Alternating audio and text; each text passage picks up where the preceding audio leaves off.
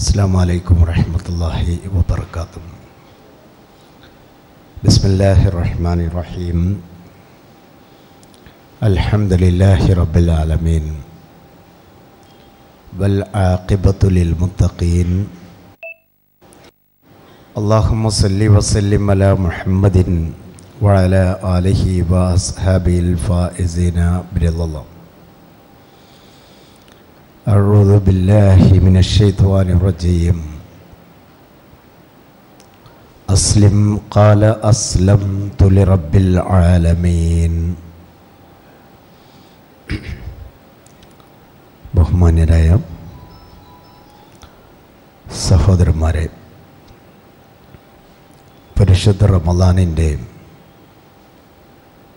ഏറ്റവും പുണ്യകരമായ ദിവസത്തിലും സമയത്തിലുമാണ് ഇപ്പോൾ നമ്മളുള്ളത്. ഈ വർഷത്തെ റമളാൻ അതിൻ്റെ തുടക്കം പല രൂപത്തിലുള്ള ആശങ്കകളും പ്രയാസങ്ങളും നമുക്കുണ്ടാക്കിയിരുന്നു.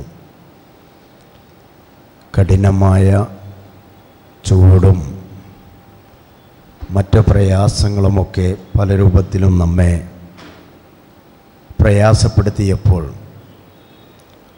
പക്ഷേ അതിനെയൊക്കെ അതിജയിച്ചുകൊണ്ട് നമ്മുടെ ഈമാനിക കരുത്ത്, വിശ്വാസം കൊണ്ടും നമ്മുടെ മാനസികമായ വിശാലത കൊണ്ടും എല്ലാം അള്ളാഹുവിൽ തവക്കുൽ ചെയ്ത് മുന്നോട്ട് പോകാനുള്ള വിശ്വാസം നമ്മൾ നേടിയെടുത്തത് കൊണ്ടും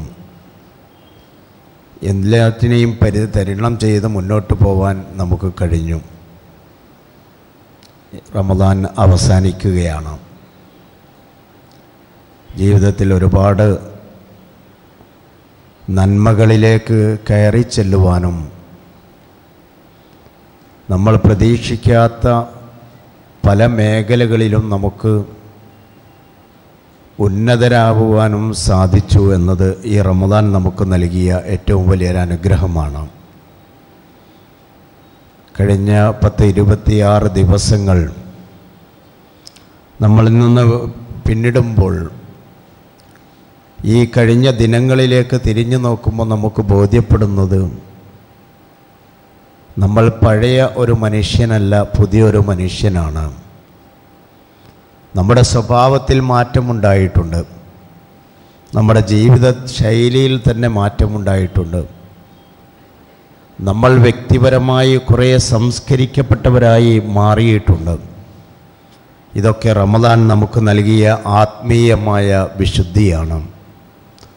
സഹോദരങ്ങളെ, റമളാനിലൂടെ ജീവിക്കുവാൻ ഭാഗ്യം ലഭിച്ച അനുഗ്രഹീതരായ നമ്മെ സംബന്ധിച്ചിടത്തോളം നമ്മൾ അള്ളാഹുവിൻ്റെ മുമ്പിൽ, സൃഷ്ടാവിൻ്റെ മുമ്പിൽ കൂടുതൽ വിനയാന്വിതരാവുകയും അള്ളാഹുവിനോട് കൂടുതൽ നന്ദി ചെയ്യുകയും പടച്ച തമ്പുരാനെ ധാരാളമായി സ്തുതിക്കുകയും പ്രകീർത്തിക്കുകയും ചെയ്യേണ്ട സമയങ്ങളാണ് ഇത്.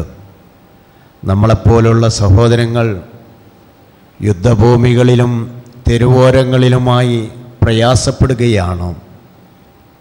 ആ പ്രയാസങ്ങളിൽ നിന്നൊക്കെ രക്ഷപ്പെടുത്തി അള്ളാഹു നമ്മെ അള്ളാഹുവിൻ്റെ ഭവനങ്ങളിൽ വന്ന് ധാരാളമായി പ്രാർത്ഥിക്കുവാനും നമ്മുടെ വീടുകളിൽ പോയി സുഭിക്ഷമായ ഭക്ഷണം കഴിക്കുവാനും നമുക്ക് നിശ്ചയിക്കപ്പെട്ട ജോലി സ്ഥലങ്ങളിൽ വളരെ സംതൃപ്തമായി ജോലികൾ നിർവഹിക്കുവാനും നമുക്കൊക്കെ ഭാഗ്യം ലഭിച്ചു.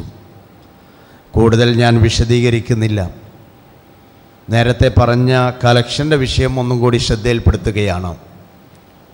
കേരളത്തിൽ മദ്യം, മയക്കുമരുന്ന് പോലെയുള്ള വിഷയങ്ങളിൽ പ്രയാസപ്പെടുന്ന കുറേ ആളുകളുണ്ട്.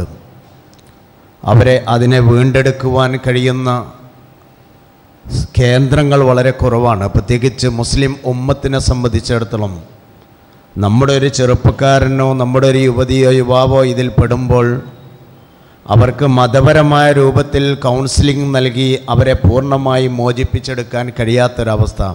ഇന്നലെ എൻ്റെ ഒരു അനുഭവം പറയാം. ഈ റമളാനിൻ്റെ തുടക്കം 2 ദിവസം മുമ്പ് വളരെ പ്രയാസപ്പെടുന്ന ഒരു കുടുംബത്തിലെ ഒരു ചെറുപ്പക്കാരൻ നല്ലതായി ജോലി ചെയ്യുന്ന നല്ല മതബോധമുള്ളൊരു കുടുംബത്തിൽ വളർന്നു. പക്ഷേ മദ്യത്തിൻ്റെയും മയക്കുമരുന്നിൻ്റെയും അടിമപ്പെട്ട് കുടുംബത്തിലുണ്ടാക്കിയ പ്രശ്നങ്ങളും നിരന്തരമായ പ്രയാസങ്ങൾ ആരും രക്ഷപ്പെടുത്താനില്ല. ആ സമയത്ത് അവനെ ഡി അഡിക്ഷൻ സെൻ്ററിൽ കൊണ്ടുപോവുകയും ഇന്നലെ അള്ളാഹുവിൻ്റെ അനുഗ്രഹത്താൽ ആ കുട്ടി തിരിച്ചു വന്ന് പള്ളിയിലിരുന്ന് രാത്രി എഴുത്തിക്കാഫിരുന്നു കൊണ്ട് ഒരു മൂലയിലിരുന്ന് ദീർഘമായി കരയുകയാണ്. ആ രംഗം കണ്ടപ്പോൾ വല്ലാത്തൊരു സന്തോഷം തോന്നി. പക്ഷേ അവനൊരു ആത്മീയമായ ബോധം നൽകുവാൻ നമുക്കൊരു സെൻ്ററില്ലാതെ പോയതിൽ പ്രയാസമുണ്ട്. അതിനെക്കുറിച്ച് ആലോചിച്ചു കൊണ്ടാണ് നമ്മുടെ പ്രദേശത്ത് ഓമശ്ശേരിയിൽ ഒരു സ്ഥലമെടുക്കുകയും ഒരു ഡി അഡിക്ഷൻ സെൻറ്റർ ആരംഭിക്കാൻ വേണ്ടി അതിൻ്റെ പ്രവർത്തനങ്ങൾ ആരംഭിച്ചു. നിർമ്മാണ പ്രവർത്തനങ്ങൾ ഇൻഷാ അല്ലാഹ് റമദാൻ്റെ തൊട്ട് പിന്നാലെ ആരംഭിക്കുകയാണ്. അതുമായി സഹകരിക്കണമെന്ന് നിങ്ങളെ പ്രത്യേകം ഉണർത്തുകയാണ്. ഇന്നത്തെ വിഷയം സമർപ്പണം എന്നതാണ്. നമ്മുടെ ജീവിതത്തെ നമ്മൾ സമർപ്പിച്ചിട്ടുണ്ട് അള്ളാഹുവിൻ്റെ മുമ്പിൽ. നമുക്കറിയാം, അള്ളാഹുവിൻ്റെ പ്രവാചകന്മാർ നമ്മെ പഠിപ്പിച്ച സന്ദേശമാണത്. അസ്ലിം ഖാല അസ്ലംതു ലിറബ്ബിൽ ആലമീൻ.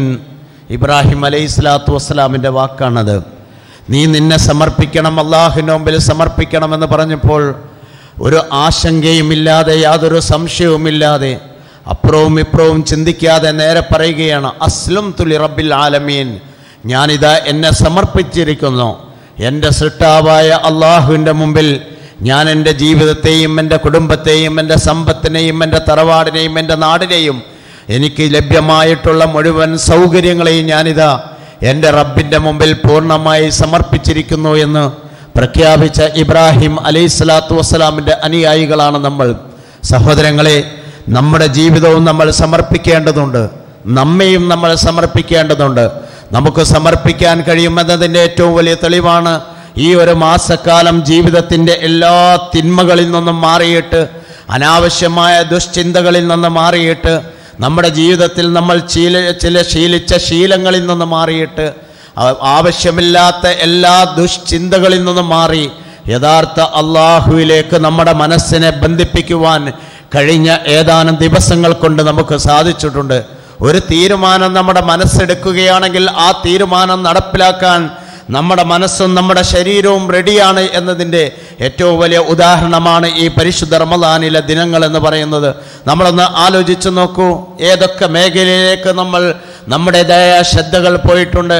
നമ്മുടെ കണ്ണുകളെ നമ്മൾക്ക് നിയന്ത്രിക്കാൻ കഴിഞ്ഞു, നമ്മുടെ കേൾവിയെ നമുക്ക് നിയന്ത്രിക്കാൻ കഴിഞ്ഞു, നമ്മുടെ മനസ്സിനെ നമുക്ക് നിയന്ത്രിക്കാൻ കഴിഞ്ഞു, നമ്മുടെ കൈകാലുകളെ നമുക്ക് നിയന്ത്രിക്കാൻ കഴിഞ്ഞു, നമ്മുടെ സാമ്പത്തികമായ മേഖലയെ നമുക്ക് നിയന്ത്രിക്കാൻ കഴിഞ്ഞു, നമ്മുടെ കുടുംബത്തെ നമുക്ക് നിയന്ത്രിക്കാൻ കഴിഞ്ഞു. നമ്മൾ ഇടപെടുന്ന മേഖലകളിലൊക്കെ പുതിയ മാറ്റങ്ങൾക്ക് തുടക്കം കുറിക്കുവാൻ നമുക്ക് സാധിച്ചിട്ടുണ്ട്. എന്തുകൊണ്ടത് സാധിച്ചു? നമ്മൾ അള്ളാഹുവിൻ്റെ മുമ്പിൽ സമർപ്പിതരായി എന്നതാണ്. ഫഅഖിം വജ്ഹക ലിദ്ദീനി ഹനീഫൻ ഫിത്രത്തല്ലാഹി അല്ലതി ഫതറന്നാസ അലൈഹാ ലാ തബ്ദീല ലിഖൽഖില്ലാ. വിശുദ്ധ ഖുർആൻ ആവശ്യപ്പെടുന്നത് നമ്മളോട് അള്ളാഹുവിൻ്റെ മുമ്പിൽ സമർപ്പിക്കാനാണ്. നമുക്ക് ഈ ശരീരം നൽകിയത് അള്ളാഹുവാണ്, നമുക്ക് ബുദ്ധി നൽകിയത് അള്ളാഹുവാണ്, നമുക്ക് സംവിധാനങ്ങൾ ഒരുക്കി തന്നത് അള്ളാഹുവാണ്. അള്ളാഹു നമ്മളോട് ആവശ്യപ്പെടുന്നത് നിങ്ങൾ സമർപ്പിതരായി മാറണം എന്നതാണ്. സഹോദരങ്ങളെ, നമ്മളൊക്കെ ചിന്തിക്കുക, നമ്മുടെ പൂർവികരായ ആളുകൾ അവർ ജീവിതത്തെ സമർപ്പിച്ചു. ഫാഖിം വജ്ഹക ലിദ്ദീൻ ഹനീഫൻ, മതത്തിന് വേണ്ടി സമർപ്പിക്കുന്നവരായിരിക്കണം. നിങ്ങളുടെ ജീവിതത്തിലെ ധാർമ്മിക ബോധം തിരിച്ചു കൊണ്ടുവരാൻ നിങ്ങൾ തയ്യാറാവേണ്ടതുണ്ട്. നിങ്ങളുടെ ജീവിതത്തിലെ മതചിട്ടകൾ രൂപപ്പെടുത്തുവാൻ നിങ്ങൾ തയ്യാറാവേണ്ടതുണ്ട്. നിങ്ങളുടെ വേഷവിധാനത്തിൽ മാത്രമല്ല, നിങ്ങളുടെ സ്വഭാവ രീതിയിൽ മാറ്റങ്ങൾ ഉണ്ടാക്കാൻ നിങ്ങൾക്ക് കഴിയേണ്ടതുണ്ട്. നിങ്ങളുടെ ആത്മീയത രൂപപ്പെടുത്തുന്നതിൽ നിങ്ങൾക്കാണ് വലിയ പങ്കുള്ളത്. അള്ളാഹു നിങ്ങൾക്ക് നൽകിയിട്ടുള്ള ശുദ്ധ പ്രകൃതിയിലൂടെ ജീവിക്കുവാൻ നിങ്ങൾക്ക് കഴിയണം. വിശുദ്ധ ഖുർആൻ നമ്മളോട് ആവശ്യപ്പെടുന്നതാണ്. ഈ റമദാൻ മാസക്കാലത്തിൽ മുഴുവനായിട്ടും നമുക്ക് അങ്ങനെ ചെയ്യാൻ കഴിഞ്ഞു. സഹോദരങ്ങളെ, ഇനിയുള്ള ജീവിതവും നമുക്ക് അങ്ങനെ തന്നെ ചെയ്യാൻ കഴിയും. വിശുദ്ധ ഖുർആൻ പറഞ്ഞു, അം ഹസിബതും മൻ തദ്ഖുലുൽ ജന്ന വലമ്മാ യഅതികും മസലുൽ ലദീന ഖലൗ മിൻ ഖബ്ലികും മസ്സതുഹുമുൽ ബഅസാഉ വല്ലറാ. നിങ്ങൾ ഒരിക്കലും നിങ്ങളുടെ ഈ ഒരു ആരാധനകൾ കൊണ്ട് മാത്രം നിങ്ങൾക്ക് സ്വർഗത്തിൽ പോവാൻ കഴിയും എന്ന് വിചാരിക്കേണ്ടതില്ല. എന്നാൽ ആരാധനകൾ കൊണ്ട് സ്വർഗത്തിൽ പോവാം, പക്ഷേ നിങ്ങൾ ത്യാഗികളായി തീരേണ്ടതുണ്ട്. ജീവിതത്തെ ത്യാഗമായി കാണണം എന്നാണ് ഖുർആൻ പഠിപ്പിക്കുന്നത്. ത്യാഗമില്ലാത്ത ജീവിതത്തിന് പ്രസക്തിയില്ല, ത്യാഗമില്ലാത്ത കർമ്മത്തിന് പ്രസക്തിയില്ല. അതാണല്ലോ പൂർവികരായ പ്രവാചകന്മാരും അനുയായികളുമൊക്കെ ജീവിതത്തിൽ ചെയ്തത്. അൻ തദ്ഖുലുൽ ജന്ന വലമ്മാ യഅതികും മസലുൽ ലദീന ഖലൗ മിൻ ഖബ്ലികും. പൂർവികരായ ആളുകൾ അനുഭവിച്ച ത്യാഗങ്ങളും പ്രയാസങ്ങളും അനുഭവിക്കാതെ സ്വർഗത്തിൽ പോവാൻ അത്ര പെട്ടെന്ന് സാധ്യമല്ല. സഹോദരങ്ങളെ, നമ്മൾ നമ്മുടെ വീടുകളിൽ സുഭിക്ഷമായി ഭക്ഷണം കഴിക്കുന്നു. നമ്മളൊന്ന് ആലോചിച്ചു നോക്കൂ. നമ്മുടെ മക്കൾ ഇന്ന് എവിടെയാണ് കഴിഞ്ഞുകൂടുന്നത്? നമ്മുടെ സഹോദരികൾ എവിടെയാണ് കഴിഞ്ഞുകൂടുന്നത്? നമ്മുടെ സുഹൃത്തുക്കൾ എവിടെയാണ് കഴിഞ്ഞുകൂടുന്നത്? നമ്മുടെ പണ്ഡിതന്മാർ എവിടെയാണ് കഴിഞ്ഞുകൂടുന്നത്? ഈ കഴിഞ്ഞ ഇതേ ദിവസം ഞായറാഴ്ച ഉണ്ടായ ഒരു അനുഭവം മാത്രം നിങ്ങളുമായി പങ്കിടുകയാണ്.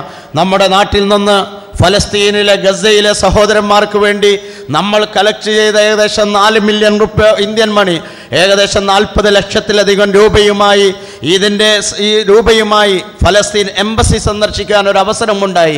വളരെ വളരെ വിഷമം തോന്നിയ രംഗമാണത്. ഫലസ്തീൻ എംബസിയിൽ അംബാസഡറുടെ കയ്യിലേക്ക് ഈ പണം നമ്മുടെ നിന്ന്, കേരളത്തിൽ നിന്ന് നമ്മൾ കളക്ട് ചെയ്ത പണം അവരെ ഏൽപ്പിക്കാൻ പോയ സമയത്ത് തൊട്ടടുത്ത് വലിയ എല്ലാ സംവിധാനങ്ങളുമുള്ള സൗദി എംബസിയുണ്ട്, അതിനപ്പുറത്ത് ഖത്തർ എംബസിയുണ്ട്, അതിൻ്റെ തൊട്ടടുത്ത് UAE എംബസിയുണ്ട്. സുഭിക്ഷമായ സൗകര്യത്തോടു കൂടി ജീവിക്കുന്ന എംബസികൾ. പക്ഷേ ഫലസ്തീൻ എംബസിയിലെ അവിടെയുള്ള AC പോലും വർക്ക് ചെയ്യിപ്പിക്കാനുള്ള സാമ്പത്തികമായ സ്ഥിതിയില്ലാതെ കഷ്ടപ്പെടുന്ന ഓഫീസ് ഉദ്യോഗസ്ഥന്മാരെ കാണുമ്പോൾ നമ്മളൊന്ന് ആലോചിക്കുക. നമ്മുടെ സഹോദരങ്ങൾ അവർ പറഞ്ഞത്, ഇവിടെ ഒരു AC വർക്ക് ചെയ്യുന്നതിനേക്കാളും ഞങ്ങൾക്ക് നല്ലത് അതിന് 10 രൂപ ചിലവാകുമെങ്കിൽ ആ 10 രൂപ ഫലസ്തീനിലെ പാവപ്പെട്ട മനുഷ്യരിലേക്ക്, ഗസയിലേക്ക് എത്തിക്കാൻ കഴിഞ്ഞാൽ അതാണ് ഈ ഭൂമിയിലെ സന്തോഷമെന്ന് ഞങ്ങൾ മനസ്സിലാക്കുന്നു എന്നാണ് അവിടെയുള്ള അംബാസഡർ സൂചിപ്പിച്ചത്. ഞാൻ ഈ സന്ദർഭം നിങ്ങൾ ശ്രദ്ധയിൽപ്പെടുത്തിയത്. നമ്മളൊന്ന് ആലോചിച്ച് നോക്കൂ. നമുക്കൊരല്പസമയം ചൂട് സഹിക്കാൻ കഴിയുന്നില്ല, നമ്മൾക്കൊരല്പസമയം നടക്കാൻ കഴിയുന്നില്ല, നമ്മുടെ വീടുകളിലുള്ള സൗകര്യങ്ങളുടെ കുറവുകൾ നമുക്ക് അനുഭവപ്പെടുന്നു. പക്ഷേ ഗസയിൽ അവർ അനുഭവിക്കുന്ന പ്രയാസങ്ങൾ നമുക്കറിയാം. ഒരു നേരത്തെ ഭക്ഷണത്തിന് വേണ്ടി നെട്ടോട്ടം ഓടുകയാണ്. ആവശ്യമുള്ള ഭക്ഷണവുമായി മറ്റുള്ളവർ കടന്നു വന്നപ്പോൾ ആ ഭക്ഷണം വെച്ച് നോമ്പ് തുറക്കാനിരിക്കുന്ന സമയത്താണ് അതിലേക്ക് അതിക്രൂരന്മാരായ ആളുകൾ വന്നുകൊണ്ട് അവരെ അതിക്രൂരമായി വെടിവെച്ച് കൊന്ന രംഗം പോലും നമ്മളൊക്കെ വായിച്ചു കൊണ്ടിരിക്കുന്നു. ഞാൻ സൂചിപ്പിക്കുന്നത്, അള്ളാഹുവിൻ്റെ പരീക്ഷണങ്ങൾ ഒരു ഭാഗത്ത് നടക്കുന്നു. ആ പരീക്ഷണങ്ങൾ ഒരു ഭാഗത്ത് കടുത്ത ശാരീരികമായ, മാനസികമായ, സ്വാതന്ത്ര്യപരമായ പരീക്ഷണങ്ങൾ, മറുഭാഗത്ത് സാമ്പത്തികമായ ഐശ്വര്യത്തിൻ്റെ, ശാരീരികമായ കരുത്തിൻ്റെ, അതുപോലെ തന്നെ സ്വാതന്ത്ര്യത്തിൻ്റെ എല്ലാവിധ സംവിധാനങ്ങളും ഒരുക്കപ്പെട്ട സൗകര്യങ്ങളുടെ പരീക്ഷണങ്ങൾ നമ്മൾ അനുഭവിക്കുന്നു. നമ്മൾ ആലോചിക്കുക, അവരും നമ്മളും ഒരു ലോകത്താണ് ജീവിക്കേണ്ടത്. അവർക്കും നമുക്കും പോവാനുള്ളത് ഒരു ലോകത്തേക്കാണ്. സഹോദരങ്ങളെ, ത്യാഗമെന്നത് അത് ജീവിതം കൊണ്ട് സമർപ്പിതമായിരിക്കണമെന്ന് അള്ളാഹുവിൻ്റെ റസൂൽ പഠിപ്പിച്ചിരിക്കുന്നു. നമ്മളൊക്കെ നമ്മുടെ ജീവിതത്തിൽ സൗകര്യങ്ങൾ കൂടുന്തോറും നമുക്ക് ടെൻഷനുകൾ വർദ്ധിച്ചു വരികയാണ്. സൗകര്യങ്ങൾ കൂടുന്നതിനനുസരിച്ചാണ് ടെൻഷൻ കൂടുന്നത്. നമ്മളൊന്ന് ആലോചിച്ച് നോക്കും. അങ്ങനെയല്ലേ ഇന്നത്തെ സാഹചര്യം? സാമ്പത്തികമായ എല്ലാ സൗകര്യവുമുണ്ട്, നല്ല വീടും സംവിധാനങ്ങളുമുണ്ട്, നല്ല വാഹനങ്ങളുണ്ട്, നല്ല ജോലിയുണ്ട്, നമ്മൾ ജീവിക്കുന്ന നാട്ടിലൊക്കെ സമാധാനമുണ്ട്, നമുക്ക് നല്ല ആരാധനകൾ നിർവഹിക്കാനുള്ള പള്ളികൾ, ശീതീകരിച്ച പള്ളികളുണ്ട്. പക്ഷേ ഈ സൗകര്യങ്ങളൊക്കെ കൂടുമ്പോഴും നമുക്ക് ടെൻഷനുകൾ അല്ലെങ്കിൽ മാനസികമായ സംഘർഷങ്ങൾ കൂടിക്കൊണ്ടിരിക്കുന്നു. ഇതൊന്നും അനുഭവിക്കാത്ത കുറേ മനുഷ്യന്മാർ ഈ ഭൂമിയിലുണ്ട്. അവരെ തിരിച്ചറിയുക എന്നത് വിശുദ്ധ ഖുർആൻ പറഞ്ഞു, വല്ലദീന ജാഹദു ഫീനാ ലനഹ്ദിയന്നഹും സുബലനാ. നമ്മുടെ മാർഗത്തിൽ ത്യാഗം ചെയ്യുന്നവരെ മാത്രമേ ഞാൻ എൻ്റെ വഴികളിലേക്ക് കൊണ്ടുവരികയുള്ളൂ എന്ന്. നമ്മുടെ ജീവിതമെന്ന് അതാണ് സഹാബത്തിൻ്റെ ജീവിതത്തിൽ അവരോട് സമർപ്പിച്ചിരിക്കുന്നത്.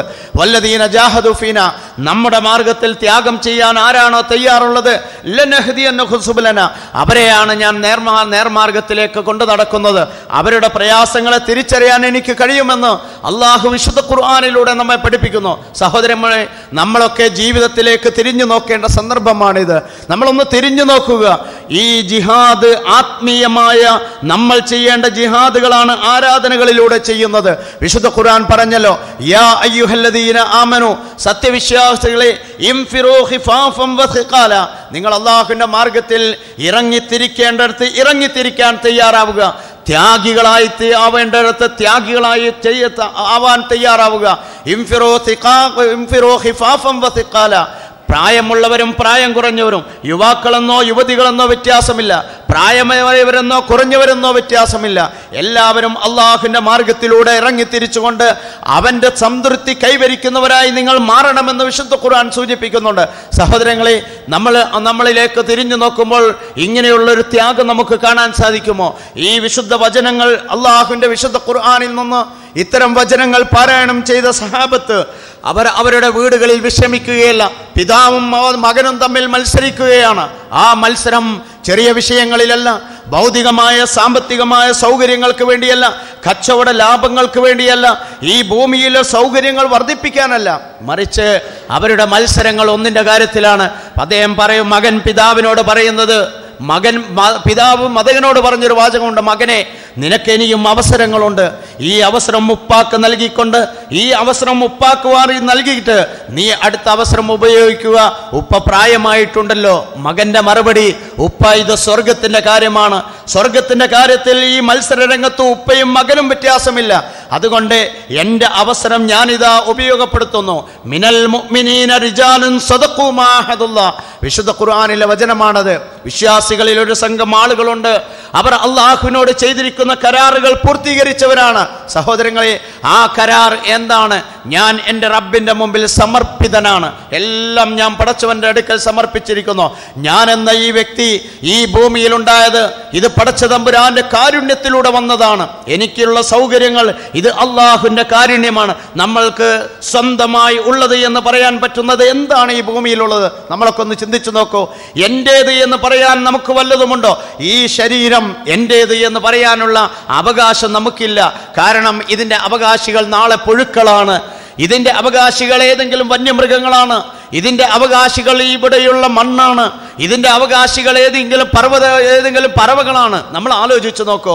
എൻ്റേത് എന്ന് പറയാൻ നമ്മുടെ ഏറ്റവും സുന്ദരമായി കാത്തു സൂക്ഷിക്കുന്ന, എവിടെയെങ്കിലും ചെറിയൊരു വേദനയോ അസ്വാരസ്യങ്ങളോ പ്രയാസങ്ങളോ അനുഭവപ്പെടുമ്പോൾ എത്ര പണം വേണമെങ്കിലും ചെലവഴിച്ച് ഏത് ആധുനിക സൗകര്യങ്ങളുള്ള ഹോസ്പിറ്റലുകളിലേക്കും പോയി നമ്മൾ അതിനുവേണ്ടി പണം ചെലവഴിക്കുന്ന നമ്മുടെ ഈ ശരീരത്തിന് പോലും നമ്മുടേത് എന്ന് പറയാൻ ഒരു അവകാശം നമുക്കില്ല. നമ്മൾ അങ്ങനെ ചിന്തിക്കണം.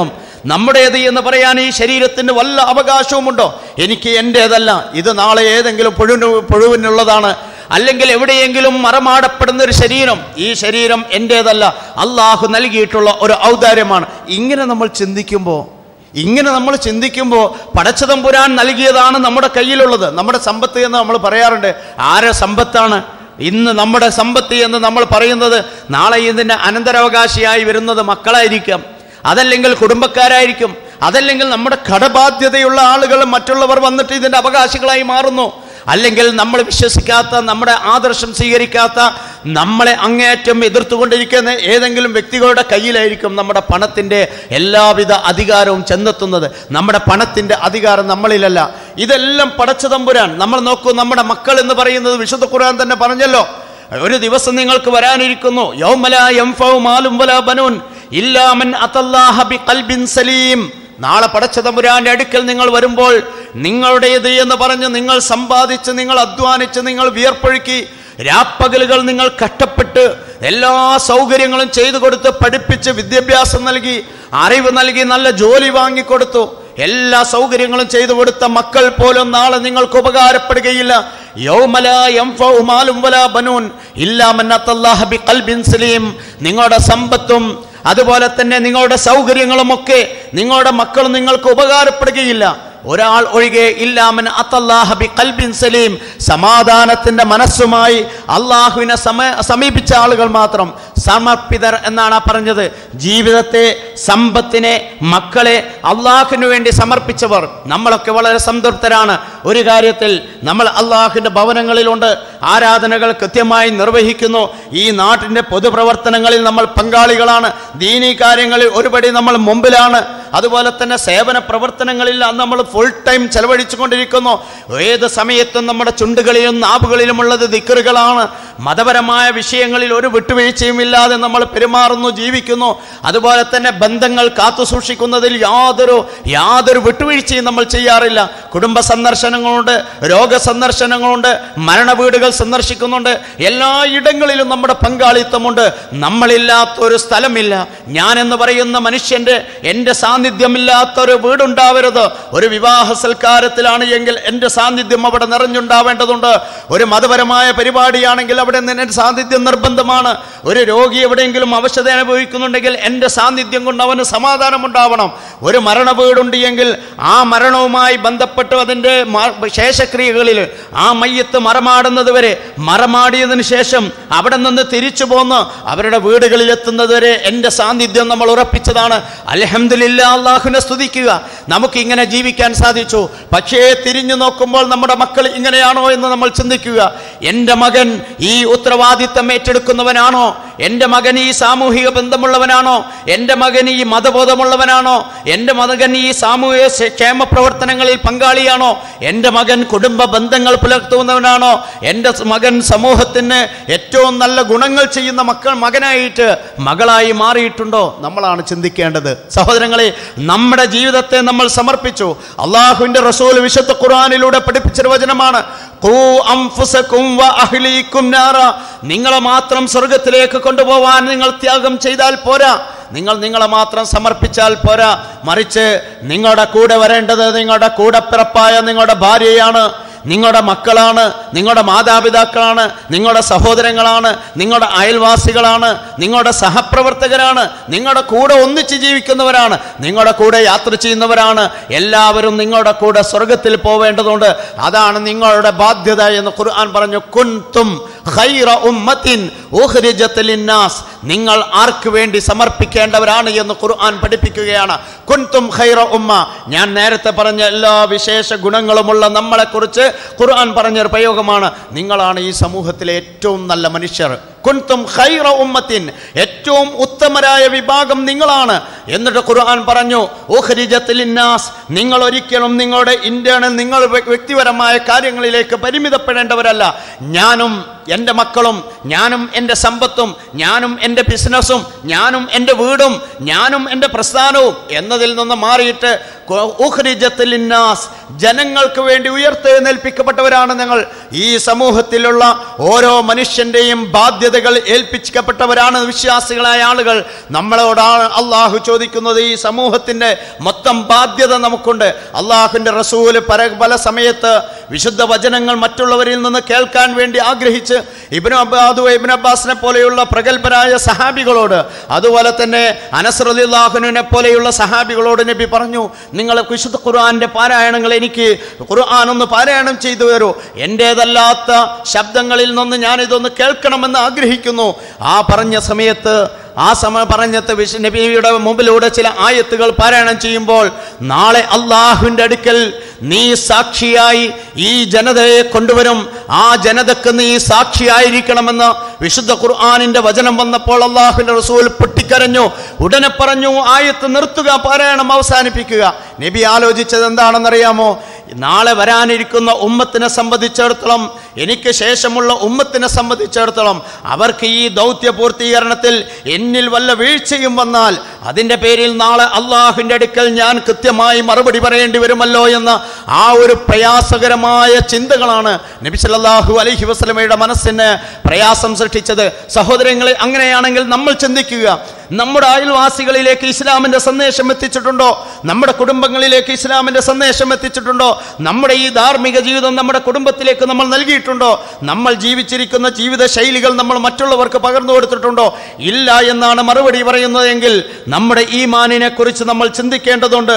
വല്ലദീന ആമനു അശദ്ദു ഹുബ്ബൻ ലില്ലാഹ്. ഒരു വിഭാഗം ആളുകളുണ്ട്, അവരുടെ പ്രത്യേകത വല്ലദീന ആമനു അശദ്ദു ഹുബ്ബൻ ലില്ലാഹ്, അള്ളാഹുവിനോട് അങ്ങേയറ്റത്തെ അനുരാഗമുള്ളവരാണ്. അള്ളാഹുവിനോട് അങ്ങേറ്റത്തെ സ്നേഹബന്ധം വെച്ച് പുലർത്തിയവരാണ്. ആ സ്നേഹബന്ധം വെച്ച് പുലർത്തുന്നതിൽ അവർക്ക് യാതൊന്നും തടസ്സമായിട്ടില്ല, ഭൗതിക സൗകര്യങ്ങൾ തടസ്സമായിട്ടില്ല. സമർപ്പിതമായ ലോകത്തേക്ക് കടന്നു വന്നപ്പോൾ ഒരു ചെറിയ ഉദാഹരണം, നമുക്കറിയാവുന്ന ഒരു സംഭവം മാത്രം ചരിത്രത്തിൽ നിന്ന് ഞാൻ എടുത്തുദ്ധരിക്കുകയാണ്. ഒരു സഹാബി റസൂലുള്ളാഹി സ്വല്ലല്ലാഹു അലൈഹി വസല്ലമയുടെ സദസ്സിലേക്ക് വരുന്നുണ്ട്. ആരാണ് നോക്കുന്ന സമയത്ത് എല്ലാവരും അത്ഭുതത്തോടു കൂടി നോക്കുന്നു. മക്കയിലെ ഏറ്റവും സമ്പന്നനും ധനാഢ്യനുമായ ഏറ്റവും നല്ല തറവാട്ടിൽ കുലീനതയിൽ ജീവിക്കുന്ന ഒരു മനുഷ്യനാണ് നബിയുടെ സദസ്സിലേക്ക് വരുന്നത്. അന്ന് വരെ അദ്ദേഹം മുസ്ലിം അല്ല. വളരെ രഹസ്യമായി ഇസ്ലാമിക പ്രബോധനം നടത്തുന്ന സമയത്താണ് ഒരു ഒളിഞ്ഞ വീട്ടിൽ വെച്ച് നബി വിശുദ്ധ വചനങ്ങൾ മറ്റുള്ളവർക്ക് പഠിപ്പിച്ചു കൊടുക്കുമ്പോഴാണ് ഇദ്ദേഹം അർദ്ധരാത്രി കയറി വരുന്നത്. ആളുകൾ അത്ഭുതത്തോടു കൂടി നോക്കിയിട്ട് നബി സല്ലല്ലാഹു അലൈഹി വസല്ലം എന്ന് ചോദിച്ചു, ആരാണ് വന്നത്? അവർ പറഞ്ഞു, റസൂലുള്ളാഹ് മിസ്അബ് ആണ് വന്നത്. മിസ്അബ് ഇബ്നു ഉമൈർ റളിയല്ലാഹു അൻഹു ആണ് റസൂലേ വന്നിരിക്കുന്നത്. ഉടനെ തന്നെ റസൂലുള്ളാഹി സ്വല്ലല്ലാഹു അലൈഹി വസല്ലമ മുസ്അബ് ഇബ്നു ഉമൈർ റളിയല്ലാഹു അൻഹുവിനെ തന്റെ അടുക്കേക്ക് ചേർത്തിക്കൊണ്ട് ഇസ്ലാമിന്റെ സന്ദേശങ്ങൾ പറഞ്ഞു കൊടുത്തപ്പോൾ മുസ്അബ് പറയുകയാണ്, അഷ്ഹദു അല്ലാ ഇലാഹ ഇല്ലല്ലാഹ് വഅഷ്ഹദു അന്ന മുഹമ്മദ റസൂലുള്ളാഹ്. ഞാനിതാ അല്ലാഹുവിൽ പൂർണ്ണമായി സമർപ്പിതനായിരിക്കുന്നു. ആ സമർപ്പിതനാവുമ്പോൾ നബി ചോദിക്കുന്ന ചോദ്യമുണ്ട്. മുസ്അബ് തന്റെ കുടുംബത്തിൽ നിന്ന് എതിർപ്പുകളും ശത്രുതകളും എല്ലാം നേരിടേണ്ടി വരും ഇസ്ലാമിലേക്ക് വന്നാൽ അദ്ദേഹം പറഞ്ഞത്, ഞാൻ അള്ളാഹുവിനെ മനസ്സിലാക്കിയിട്ടുണ്ട്, എൻ്റെ ജീവിതത്തെ ഞാൻ സമർപ്പിച്ചു അള്ളാഹുവിന്. എനിക്ക് എൻ്റെ കുടുംബ പ്രശ്നമല്ല, എൻ്റെ സമ്പത്ത് പ്രശ്നമല്ല, അധികാരം തറവാട് ഒന്നും പ്രശ്നമല്ല. അങ്ങനെ മുസ്അബ് ഇബ്നു റളിയല്ലാഹു അൻഹു നബിയുടെ കൂടെ വന്നു. ആ മുസ്അബ് ഇബ്നു ഉമൈറിന്റെ ഒരു പ്രത്യേകതയുണ്ട്.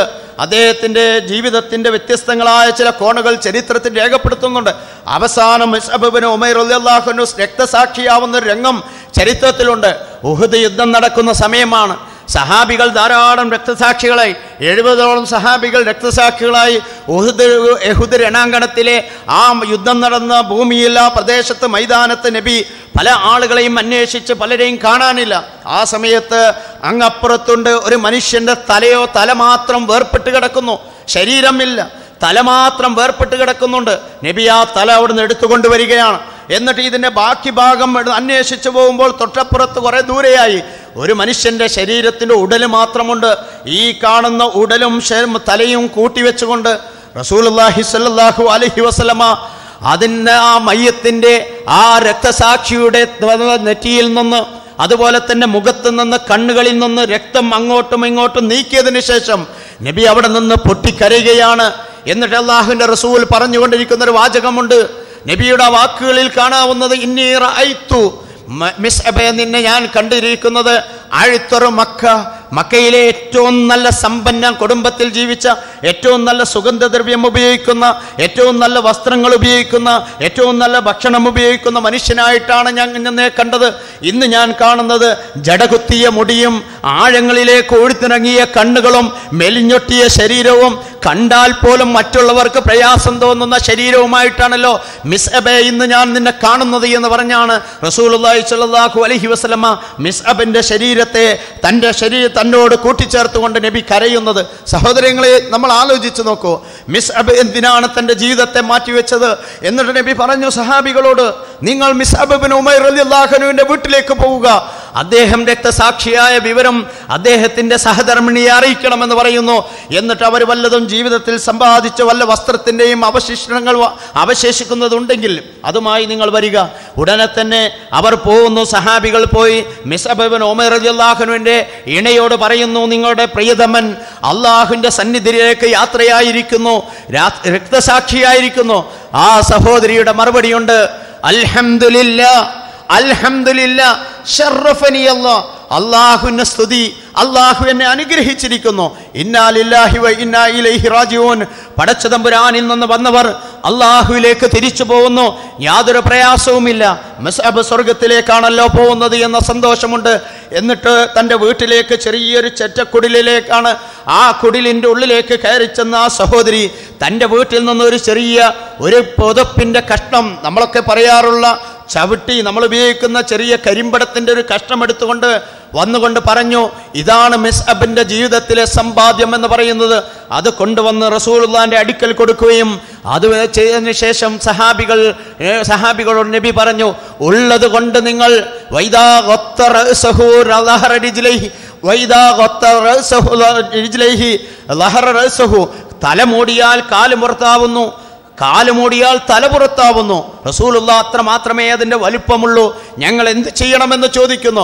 നബി പറഞ്ഞത്, ഉള്ളത് കൊണ്ട് അദ്ദേഹത്തിൻ്റെ തല മൂടിക്കെട്ടുകയും ബാക്കിയുള്ളത് നിങ്ങൾ കുറച്ച് പുല്ല് പറിച്ചെടുത്തു കൊണ്ടുവന്ന് അദ്ദേഹത്തിൻ്റെ ശരീരത്തെ മൂടിക്കെട്ടി നിങ്ങൾ അദ്ദേഹത്തെ മറമാടണമെന്ന് നബി അവരോട് കൽപ്പിക്കുന്നു, നിർദ്ദേശം നൽകുന്നു. സഹാബികൾ, സഹോദരന്മാരെ, ഈ സഹാബികളെക്കുറിച്ച് നമ്മൾ ആലോചിക്കുക. അവരാണ് സമർപ്പിത ലോകത്ത് ജീവിച്ച ആളുകൾ എന്ന് പറയുന്നത്. മിസ്അബ് തൻ്റെ സമ്പത്തിനെ വലിച്ചെറിഞ്ഞത്, രാവിലെ ഉപയോഗിക്കുന്ന വസ്ത്രം ഉച്ചയ്ക്ക് ഉപയോഗിക്കാതിരുന്നത്, ഓരോ ദിവസവും 4-5 സമയങ്ങളിലായി വസ്ത്രം മാറ്റിയെടുക്കുന്ന അത്ര വലിയ സമ്പന്നനാണ്.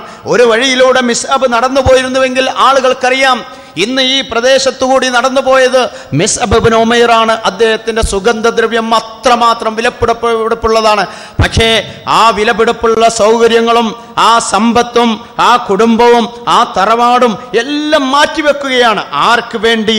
ആർക്ക് വേണ്ടി മാറ്റിവെച്ചു? അള്ളാഹുവിൻ്റെ ദീനിന് വേണ്ടി. അവിടെയാണ് വിശുദ്ധ ഖുർആൻ പറഞ്ഞത്, മിനൽ മുഅ്മിനീന റിജാലുൻ സദഖൂ മാ അഹദുല്ലാഹ്.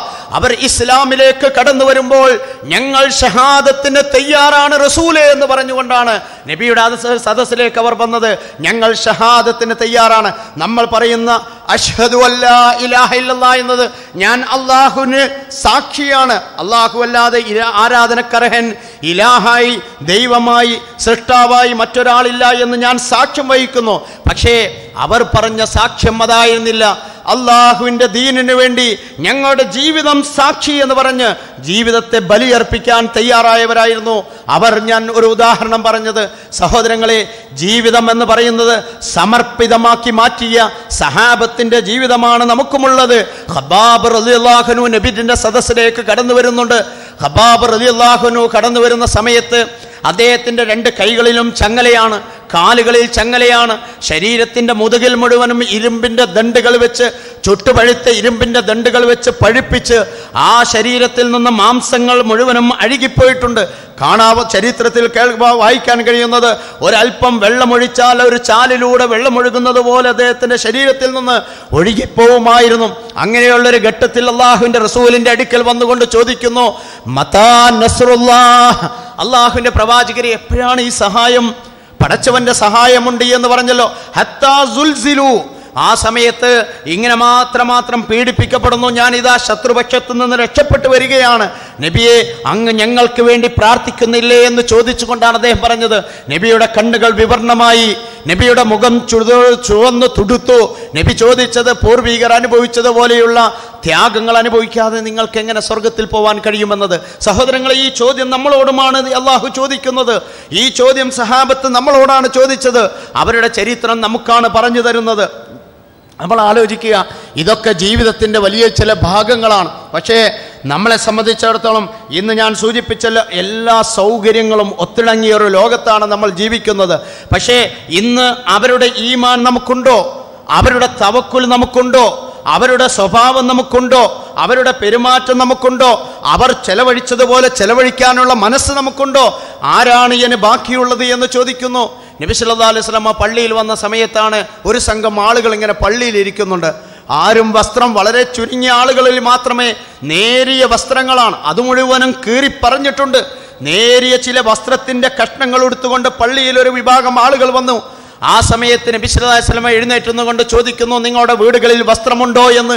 സഹാബികൾ പറഞ്ഞു, പോയി നോക്കാം. സഹാബികൾ പള്ളിയിലേക്ക് വന്നത് എങ്ങനെയാണെന്നറിയാമോ? ഭാര്യമാർക്കും ഭർത്താക്കന്മാർക്കുമുള്ളത് ഒരു വസ്ത്രമാണ്. ഭർത്താവ് പള്ളിയിലേക്ക് വരുമ്പോൾ ഭാര്യ വീട്ടിൽ മറയിരിക്കുകയാണ് വസ്ത്രമില്ലാത്തതിൻ്റെ പേരിൽ. അതേ സമയത്ത് ഭാര്യ കൊടുക്കേണ്ട വസ്ത്രവും ഭർത്താവിൻ്റെ വസ്ത്രവും ഒന്നാണ്. അങ്ങനെ ജീവിച്ചൊരു കാലം. സഹാബികൾ പറഞ്ഞു, ഞങ്ങൾ പോയി നോക്കാം. അവർ പോയി തിരിച്ചു കുറച്ച് വസ്ത്രങ്ങളുമായി വന്നു. റസൂലുള്ളാഹി സ്വല്ലല്ലാഹു അലൈഹി വസല്ലമ അവരുടെ അടുക്കൽ വന്ന് അവരെ സഹായിക്കാൻ ആവശ്യപ്പെടുന്നു. സഹോദരങ്ങളെ, ചിന്തിച്ചു നോക്കൂ. എന്നിട്ട് ചോദിക്കുകയാണ്, ഇനി നിങ്ങളിൽ വല്ലതും അവശേഷിക്കുന്നുണ്ടോ?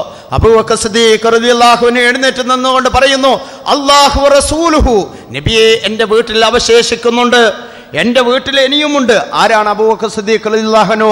മക്കയിലെ ഏറ്റവും വലിയ ടെക്സ്റ്റൈൽസ് വ്യാപാരി, ആ കാലഘട്ടത്തിലെ ഏറ്റവും വലിയ തുണിക്കച്ചവടക്കാരനാണ് അബൂബക്കർ സിദ്ദീഖ് റളിയല്ലാഹു അൻഹു. പക്ഷേ ഇസ്ലാമിലേക്ക് വന്നപ്പോൾ ഈമാനിക ലോകത്തേക്ക് കടന്നു വന്നപ്പോൾ അദ്ദേഹം പറയുന്ന ഒരു വാചകമുണ്ട്, അല്ലാഹു വ റസൂലുഹു, ഇനി ഒന്നുമില്ല റസൂലേ, അള്ളാഹുവിനെയും റസൂലിനെയും മാത്രം വീട്ടിൽ വെച്ചാണ് പോകുന്നത് എന്ന് പറഞ്ഞാൽ ഈമാൻ മാത്രമേ അവശേഷിക്കുന്നുള്ളൂ, സമ്പത്തൊക്കെ കൊടുത്തു തീർന്നു എന്ന്. സഹോദരങ്ങളെ, ചിന്തിക്കുക, നമ്മൾ നമ്മുടെ സമ്പത്തിനെ കൂട്ടിവെക്കുകയാണ്. സാമ്പത്തിക രംഗത്ത് എന്ത് സമർപ്പണമാണ് നമ്മൾ നടത്തിയത്. ഈ ലോകത്തെ ഇസ്ലാമിന് വേണ്ടി സമർപ്പണം ചെയ്ത കുറേ ആളുകളെ കുറിച്ച് നമുക്കറിയാം. അവരുടെ ജീവിതം അബൂ ജന്ദലിനെ പോലെയുള്ള സഹാബികൾ, അതുപോലെ തന്നെ അബ്ദുറഹ്മാൻ ബിൻ ഔഫിനെ പോലെയുള്ള സഹാബികൾ, അതുപോലെ തന്നെ ഒരേ സഹാബികൾ അവരുടെ ജീവിതത്തിൽ അബൂ ദഹ്ദാഹിനെ പോലെയുള്ള സഹാബികൾ, ഉസ്മാൻ ബിൻ അഫ്ഫാൻ റളിയല്ലാഹു അൻഹുവിനെ പോലെയുള്ള ആളുകൾ, അവരൊക്കെ ജീവിതത്തിൻ്റെ എല്ലാം എടുത്തു കൊടുത്തുകൊണ്ട് പറയുന്നു, ഇതൊക്കെ പടച്ചവൻ്റെ അടുക്കൽ ഞങ്ങൾക്ക് നാളെ സ്വർഗത്തിലെ ഒരു മുതൽക്കൂട്ടാവാൻ വേണ്ടി മാത്രമാണ് ഞങ്ങൾ ഇതൊക്കെ ചെലവഴിക്കുന്നത്. ഇതൊരു കടമാണ്. അള്ളാഹുവിന്റെ മാർഗത്തിൽ കടം കൊടുക്കാൻ ആരാണ് തയ്യാറുള്ളത് എന്ന ചോദ്യത്തിന് മുമ്പിൽ ആ കടം ഇതാ കൊടുക്കുന്നു, നാളെ അള്ളാഹുവിന്റെ സ്വർഗത്തിൽ നിന്ന് ലഭിക്കാനാണ്.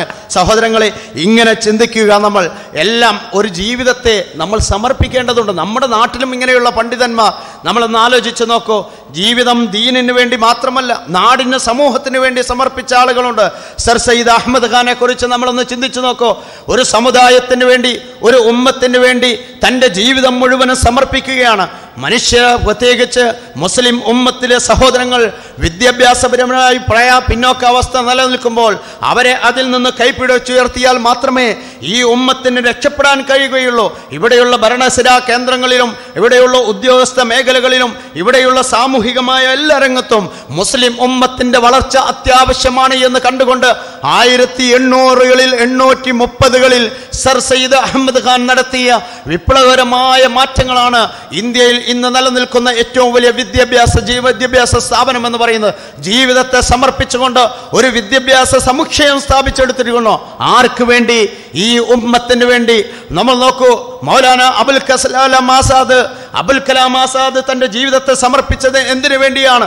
ഒരു ഭാഗത്ത് വിശുദ്ധ ഖുർആൻ പുറകെ പിടിച്ചുകൊണ്ട്, മറുഭാഗത്ത് ഈ രാജ്യത്തെ മനുഷ്യന്മാരുടെ ഉന്നമനം മാത്രം ലക്ഷ്യം വെച്ചുകൊണ്ട് അദ്ദേഹം പ്രവർത്തിച്ചത് കൊണ്ടാണ് ഇന്ന് മുസ്ലിം ഉമ്മത്തിന്, നമുക്ക് ഒരു മുസ്ലിമായി ധൈര്യത്തോടു കൂടി നമ്മുടെ നാട്ടിൽ ജീവിക്കാനുള്ള സൗകര്യങ്ങളുണ്ടായത്. ഞാൻ സൂചിപ്പിക്കുന്നത് ഇതുപോലുള്ള സമർപ്പിതമായ ജീവിതങ്ങൾ ഈ ലോകത്തുണ്ട് എന്നതാണ്. പക്ഷേ നമ്മൾ തിരിഞ്ഞു നോക്കുക, അവരൊക്കെ ജീവിതത്തെ അടയാളപ്പെടുത്തിയവരാണ്. അവരുടെ ജീവിതത്തെ അടയാളപ്പെടുത്തി. നമ്മൾ നോക്കൂ, നമ്മുടെ നാട്ടിലുള്ള വിദ്യാഭ്യാസ സ്ഥാപനങ്ങൾ, ഇവിടെ നമുക്ക് ഫറൂഖ് കോളേജിലേക്ക് പോയാൽ കാണാൻ കഴിയും. ആരാണ്? ഒരു മനുഷ്യന്റെ ജീവിത സമർപ്പണമാണ് അവിടെ. അബ്ബുസ്സബാഹ് മൗലവിയുടെ ജീവിതത്തിന്റെ സമർപ്പണമാണ് ആ വലിയ സ്ഥാപനമായി വളർന്നു വന്നിരിക്കുന്നത്. അപ്പുറത്ത് NV അബ്ദുസ്സലാം മൗലവിയുടെ അരീക്കോട് വലിയൊരു വിദ്യാഭ്യാസ സമുച്ചയം വളർന്നു വന്നത്, MK ഹാജിയുടെ നേതൃത്വത്തിൽ വലിയൊരു വിദ്യാഭ്യാസ സമുച്ചയം അങ്ങ് തിരൂരങ്ങാടിയിൽ വളർന്നത്, JDETയിൽ വന്ന വലിയൊരു വിദ്യാഭ്യാസ സമുച്ചയം കസൂരി സഹോദരന്മാരുടെ. ഇതൊക്കെ നമ്മളൊന്ന് ആലോചിച്ച് നോക്കൂ. ഒരു ഉമ്മത്തിന് വേണ്ടി, ഒരു സമുദായത്തിന് വേണ്ടി, ഒരു സമൂഹത്തിന് വേണ്ടി, അവരുടെ ഉന്നമനത്തിന് വേണ്ടി തങ്ങളുടെ ജീവിതത്തെ സമർപ്പിച്ചുകൊണ്ട്, അത് വിദ്യാഭ്യാസപരമായി കണ്ണീരൊപ്പിക്കൊണ്ട്, പ്രയാസങ്ങൾ ദൂരീകരിച്ചുകൊണ്ട്, വീടില്ലാത്തവർക്ക് വീട് നൽകി, ചികിത്സ ആവശ്യമുള്ളവർക്ക് അതിന് നൽകിക്കൊണ്ട്, അതുപോലെ ഭക്ഷണമുള്ള വേണ്ടവർക്ക് ഭക്ഷണം നൽകിക്കൊണ്ട്, വസ്ത്രം വേണ്ടവർക്ക് വസ്ത്രം നൽകി, ഇങ്ങനെയൊക്കെ ജീവിതത്തെ സമർപ്പിച്ചുകൊണ്ട് മുന്നോട്ട് പോയ ഒരു ഉമ്മത്ത് നമ്മളൊന്ന് ആലോചിച്ചു നോക്കൂ. ആ ഉമ്മത്തിന്റെ പിന്മുറക്കാരാണ് സഹോദരങ്ങളെ നമ്മൾ. പക്ഷേ നമ്മൾ ഇന്ന് നമ്മുടെ ജീവിതവും അവരെയും നമ്മൾ തുലനം ചെയ്യുമ്പോൾ നമ്മൾ എവിടെ നിൽക്കുന്നു? ഫളലല്ലാഹുൽ മുജാഹിദീന, നിങ്ങളുടെ കൂട്ടത്തിലെ ത്യാഗികളായ ആളുകളെ അള്ളാഹു ഇഷ്ടപ്പെടുന്നുണ്ട്, അള്ളാഹു അവരെ ശ്രേഷ്ഠമാക്കുമെന്ന് പറയുന്നു. ആ ത്യാഗത്തിലേക്ക് നമ്മൾ എന്ത് ചെയ്തു എന്ന് നമ്മളൊക്കെ ചിന്തിക്കേണ്ടതുണ്ട്. നമ്മുടെ സ്വർഗത്തിന് വേണ്ടി നമ്മൾ എന്ത് ചെയ്തു എന്ന് നമ്മൾ ചിന്തിക്കുക. നമ്മൾ ചെയ്തിട്ടില്ല എങ്കിൽ ഇന്നലെ തിരിഞ്ഞു നോക്കുമ്പോൾ ഇത് എൻ്റേത് എന്ന് പറയാൻ, പൈതൃകമായി വിട്ടേച്ചു കൊടുക്കാൻ നമുക്കൊരു അടയാളപ്പെടുത്തലുകൾ ജീവിതത്തിന് ആവശ്യമുണ്ട്. അതാണ് സമർപ്പണം എന്ന് പറയുന്നത്. ജീവിതത്തെ മറ്റുള്ളവർക്ക് വേണ്ടി സമർപ്പിക്കുന്നവരായി മാറേണ്ടതുണ്ട്. അത് വിശ്വാസരംഗത്ത് ആ സമർപ്പണമുണ്ട്. എതിർപ്പുകളും ശത്രുതകളും നമ്മൾ നേരിടേണ്ടി വരും. സാമൂഹികമായ വെല്ലുവിളികൾ നമ്മൾ നേരിടേണ്ടി വരും. നമ്മുടെ അസ്തിത്വത്തെ ചോദ്യം ചെയ്യാൻ ആളുകളുണ്ടാവും. ഒരുപക്ഷെ നമ്മുടെ നാട്ടിൽ നിന്ന് ആട്ടിപ്പുറത്താക്കാൻ ശ്രമങ്ങൾ നടക്കും. പക്ഷേ അവിടെ ധൈര്യത്തോടു കൂടി പിടിച്ചു നിൽക്കാൻ കഴിയണമെങ്കിൽ ഈമാൻ എന്ന് പറയുന്ന ഒന്ന് നമ്മൾ വളർത്തിയെടുക്കണം. അൻതുമുൽ അലൗന ഇൻ കുന്തും മുഅ്മിനീൻ. വിശുദ്ധ ഖുർആൻ പറഞ്ഞത് അതാണ്. നിങ്ങൾക്ക് ഈമാനുണ്ടോ, നിങ്ങളെ അതിജയിക്കാൻ, നിങ്ങളെ തളർത്താൻ, നിങ്ങളെ പരാജയപ്പെടുത്താൻ, നിങ്ങളെ ഉന്മൂലനം ചെയ്യാൻ, നിങ്ങളെ നാടുകടത്താൻ, നിങ്ങളുടെ പൗരത്വത്തെ ചോദ്യം ചെയ്യാൻ ഒരാൾക്കും സാധ്യമല്ല. അൻതുമുൽ അലൗൻ ഇൻ കുന്തും മുഅ്മിനീൻ. നിങ്ങൾക്ക് ഈമാനുണ്ട് എങ്കിൽ, സർ സയ്യിദ് അഹമ്മദ് ഖാന് ഈമാനുണ്ടായിരുന്നു, മുഹമ്മദ് അബ്ദുറഹ്മാൻ സാഹിബിന് ഈമാനുണ്ടായിരുന്നു, അതുപോലെ തന്നെ അബുൽ കലാം ആസാദിന് ഈമാനുണ്ടായിരുന്നു. സഹോദരങ്ങളെ, ആ ഈമാൻ നമുക്കുമുണ്ട്. പക്ഷേ ആ ഈമാൻ നോക്കൂ, MK ഹാജി തൻ്റെ ജീവിതത്തിൻ്റെ എല്ലാ സമ്പാദ്യങ്ങളും കൊണ്ടുവന്നത്, അയാൾ സമ്പാദിച്ചുണ്ടാക്കിയ സമ്പാദ്യം കൊണ്ടുവന്നത് വെറുതെയല്ല. ഈ മലബാറിലെ അനാഥ മക്കളെ കണ്ടുകൊണ്ട് അദ്ദേഹം പറഞ്ഞത്, അദ്ദേഹം ഉണ്ടാക്കിയ വീട് അയാൾ മാറ്റിക്കൊടുക്കുകയാണ്. ആർക്ക് വേണ്ടി? അനാഥ മക്കളുടെ സംരക്ഷണത്തിന് വേണ്ടി തൻ്റെ വീട്. എന്നിട്ട് പറഞ്ഞത്, ഈ മക്കൾ ഭക്ഷണം കഴിച്ചിട്ട് മതി എൻ്റെ വീട്ടിൽ ഭക്ഷണം ഉണ്ടാക്കാനെന്ന് MK ഹാജിക്ക് പറയാൻ സാധിച്ചുവെങ്കിൽ അതാണ് സമർപ്പിതമായ ജീവിതം എന്ന് പറയുന്നത്. അങ്ങനെയുള്ളൊരു ജീവിതത്തിലേക്ക് കുറിച്ച് നമ്മൾ ആലോചിക്കണം.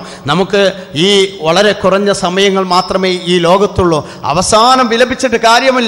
റബ്ബി ലൗലാ അഖർതനി ഇലാ അജലിൻ ഖരീബ്. നമ്മളൊക്കെ പറയും ലഅല്ലി അഅമൽ സ്വാലിഹ. പടച്ചവനെ, എനിക്കൊരു ചെറിയ അവസരം കൂടി, ചെറിയ നിമിഷം കൂടി, ചില സൗകര്യം കൂടി ചെയ്തിരുന്നെങ്കിൽ ഞാനിതാ ഏറ്റവും നല്ല മനുഷ്യനായി, ഏറ്റവും നല്ല സദഖ ചെയ്യുന്നവനായി, ഏറ്റവും നല്ല ദാനധർമ്മം നൽകുന്നവനായി, ഏറ്റവും നല്ല ഇബാദത്ത് ചെയ്യുന്നവനായി, ഏറ്റവും നല്ല ബന്ധങ്ങൾ കാത്തു സൂക്ഷിക്കുന്നവനായി ഞാൻ മാറുമായിരുന്നു എന്ന് അവസാന സമയത്ത് ഹത്താ ഇദാ ജാഅ അഹദുകുമുൽ മൗത്ത്, മരണം വരുന്ന സമയത്ത് വിലപിക്കുന്നൊരവസ്ഥ ഇല്ലാതിരിക്കാൻ ഇപ്പോൾ നമുക്ക് കിട്ടിയ സൗകര്യങ്ങളെക്കുറിച്ച് നമ്മൾ ബോധവാന്മാരാകുകയും പ്രവർത്തന രംഗത്തേക്ക് മുന്നോട്ട് വരികയുമാണ് ചെയ്യേണ്ടത്. സഹോദരങ്ങളെ, ഇന്നല്ലെങ്കിൽ നാളെ നമ്മുടെ ശരീരവും തളരും. ഇന്നല്ലെങ്കിൽ നാളെ ഈ ശരീരത്തിന് യാതൊരു പ്രസക്തിയുമില്ല. അള്ളാഹുവിൻ്റെ റസൂൽ പഠിപ്പിച്ച 5 കാര്യങ്ങളുണ്ട്. ആ 5 കാര്യങ്ങൾ നമ്മുടെ ജീവിതത്തിൽ നമ്മൾ തുന്നിച്ചേർക്കേണ്ട കാര്യങ്ങളാണ്. യഗ്തനിം ഖംസൻ ഖബ്ല ഖംസിൻ. 5 അവസ്ഥകൾ വരുന്നതിന് മുമ്പ് നിന്റെ ജീവിതത്തെ നീ 5 അവസ്ഥകൾ കൊണ്ട് ധന്യമാക്കിയെടുക്കണം. സഹാബത്ത് ചോദിച്ചു, ഏതാണ് റസൂലേ അങ്ങ് പറയുന്നത്?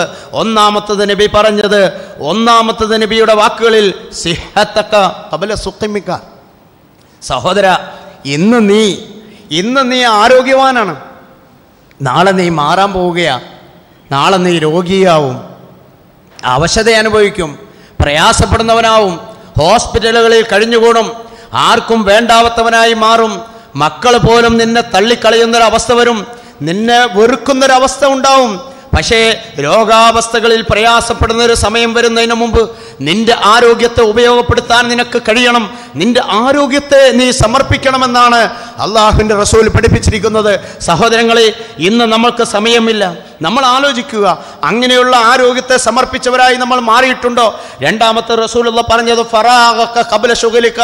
ഇന്ന് നിനക്ക് വലിയ ഭാരങ്ങളും ഉത്തരവാദിത്തങ്ങളും വലുത് എന്നെ മുമ്പിലില്ല. ഒരുപാട് ഒഴിവ് സമയങ്ങൾ നിന്റെ മുമ്പിലുണ്ട്. പക്ഷേ നാളെ ഇതാ ജോലിഭാരങ്ങളും ഉത്തരവാദിത്തങ്ങളും നിന്റെ അടുക്കലേക്ക് കൊന്നുകൂടി വരാൻ പോവുകയാണ്. അതുകൊണ്ട് ഇപ്പോൾ കിട്ടിയ അവസരം നീ ഈ ഒഴിവ് സമയം അള്ളാഹുവിൻ്റെ മാർഗത്തിൽ ചെലവഴിക്കുവാൻ, ജനങ്ങൾക്ക് വേണ്ടി ചെലവഴിക്കാൻ, സമൂഹത്തിന് വേണ്ടി ചെലവഴിക്കാൻ, നാടിന് വേണ്ടി ചെലവഴിക്കാൻ, ദീനിന് വേണ്ടി ചെലവഴിക്കാൻ നീ തയ്യാറാവണമെന്ന് പറഞ്ഞു. മറ്റൊന്ന് നബി പറഞ്ഞത് ഹയാത്തക ഖബ്ല മൗതിക. സഹോദര, മരണത്തിന് മുമ്പ് ജീവിതത്തെ ഉപയോഗപ്പെടുത്തണം. മരിച്ചതിന് ശേഷം ഒന്നും നിനക്ക് ചെയ്യാൻ സാധ്യമല്ല. ജീവിത സമയത്ത് നിനക്ക് ചെലവഴിക്കാനുള്ളത് നീ ചെലവഴിച്ചു കൊള്ളുക. മരണശേഷം ഒന്നും ചെലവഴിക്കാൻ സാധ്യമല്ല. എന്നിട്ട് റസൂലുള്ളാഹി പറഞ്ഞു, ഇതും കഴിഞ്ഞതിന് ശബാബക ഖബ്ല ഹറമിക. നാളെ പ്രായാധിക്യം വന്ന് നടക്കാൻ പറ്റാത്തൊരവസ്ഥ, വടിയെ അവലംബിച്ചുകൊണ്ട്, മറ്റുള്ളവരുടെ കൈ പിടിച്ചുകൊണ്ട്, മറ്റുള്ളവർ എഴുന്നേൽപ്പിച്ചിരുത്താൻ പറ്റുന്ന, മറ്റുള്ളവർ നമുക്ക് വെള്ളം കോരിത്തരേണ്ട, മറ്റുള്ളവർ നമുക്ക് ഭക്ഷണം വാരിത്തരേണ്ട, മറ്റുള്ളവർ മരുന്ന് നമ്മുടെ വായിലേക്ക് വെച്ച് തരേണ്ട, മറ്റുള്ളവർ നമ്മുടെ ശരീരത്തെ വൃത്തിയാക്കി തരേണ്ട ഒരവസ്ഥയിലേക്ക്, പ്രായാധിക്യത്തിലേക്ക് എത്തുന്നതിന് മുമ്പ് നീ ഉപയോഗപ്പെടുത്തണം. നിന്റെ ജീവിതത്തെ നീ ഉപയോഗപ്പെടുത്തണമെന്ന് സൂചിപ്പിക്കുന്ന ശബാബക ഖബ്ല ഹറമിക. പ്രായാധിക്യം വരുന്നതിന് മുമ്പ് നിന്റെ യുവത്വത്തെ ഉപയോഗിക്കണം. എന്നിട്ട് അവസാനം റസൂലുള്ളാഹി പറ അഞ്ചാമത്തതായി പറഞ്ഞത് ഗൈനാക ഖബ്ല ഫഖരിക. സഹോദര, ഇന്ന് നീ സമ്പന്നനാണ്.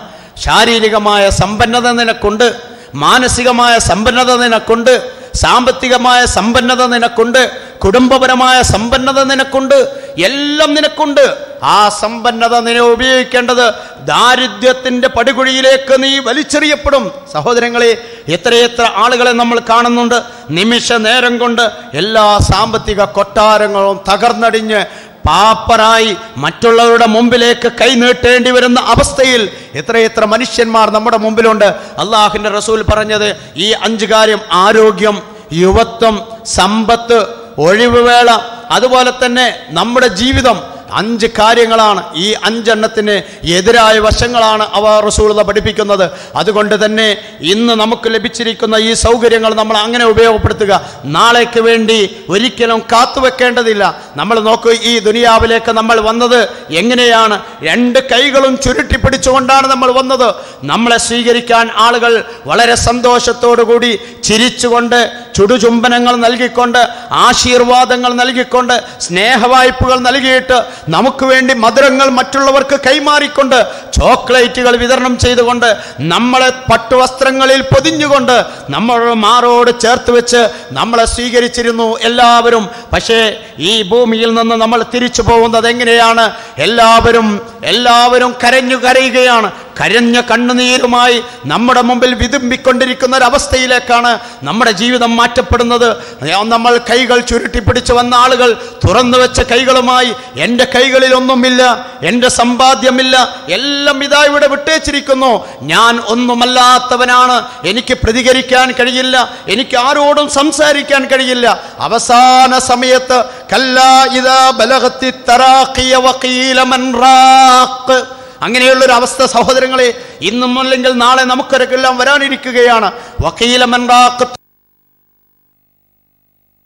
ആത്മാവ് ശരീരത്തിൽ നിന്ന് വേർപെട്ട് നീങ്ങിപ്പോകുന്ന സമയത്ത് വഖീല മൻ റാഖ്, അവൻ്റെ ഒരു ചോദ്യമുണ്ട്: ആരാണ് എന്നെ രക്ഷപ്പെടുത്താനുള്ളത്? ആരാണ് എന്നെ രക്ഷപ്പെടുത്താനുള്ളത്?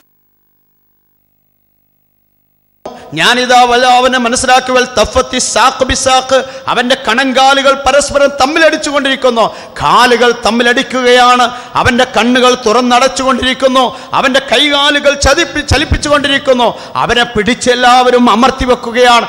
മരണത്തിൻ്റെ വെപ്രാളമായ സമയത്ത് അവൻ പറയുകയാണ്: ഇലാ റബ്ബിക യൗമൈദിൽ മസാഖ്, ഞാനിതാ എൻ്റെ റബ്ബിലേക്ക് നീക്കപ്പെടുകയാണല്ലോ, പടച്ചവനെ ആരുണ്ട് എന്നെ സഹായിക്കാൻ? സഹോദരങ്ങളെ, അവിടെ സഹായിക്കാൻ നമ്മുടെ കൂടെ നിൽക്കുന്നത്, ഞാൻ നേരത്തെ പറഞ്ഞ കാര്യങ്ങൾ നമുക്ക് സഹായിക്കാനുണ്ട്. ആരാണ്? ഇന്നല്ലദീന ഖാലൂ റബ്ബുനല്ലാഹ്, വിശുദ്ധ ഖുർആൻ പറഞ്ഞു, ഒരേ ഭാഗം ആളുകളുണ്ട്, ഇന്നല്ലദീന ഖാലൂ റബ്ബുനല്ലാഹ്, ഞങ്ങളുടെ റബ്ബ് അല്ലാഹുവാണ് എന്ന് പ്രഖ്യാപിക്കുകയും, സുമ്മസ്തഖാമു, പ്രഖ്യാപിക്കുക മാത്രമല്ല, ലാ ഇലാഹ ഇല്ലല്ലാഹ് പറയുക മാത്രമല്ല, അതിനനുസരിച്ച് ജീവിതത്തെ ചിട്ടപ്പെടുത്തി ക്രമപ്പെടുത്തിയവനാണ്. ത്യാഗം ചെയ്യേണ്ടടുത്ത് ത്യാഗം, ഉറങ്ങേണ്ടടുത്ത് ഉറങ്ങും, വിശ്രമിക്കേണ്ടടുത്ത് വിശ്രമം, പോവേണ്ടടുത്ത് പോവൽ, എല്ലാം ചെയ്യുകയാണ്. ഇസ്തിഖാമത്ത്, അതിനുവേണ്ടി നിലകൊള്ളുക. ആരാധനകൾ കൃത്യമായി നിർവഹിക്കുന്നതിനെ കുറിച്ച് ഇസ്തിഖാമത്ത് എന്ന് പറഞ്ഞു.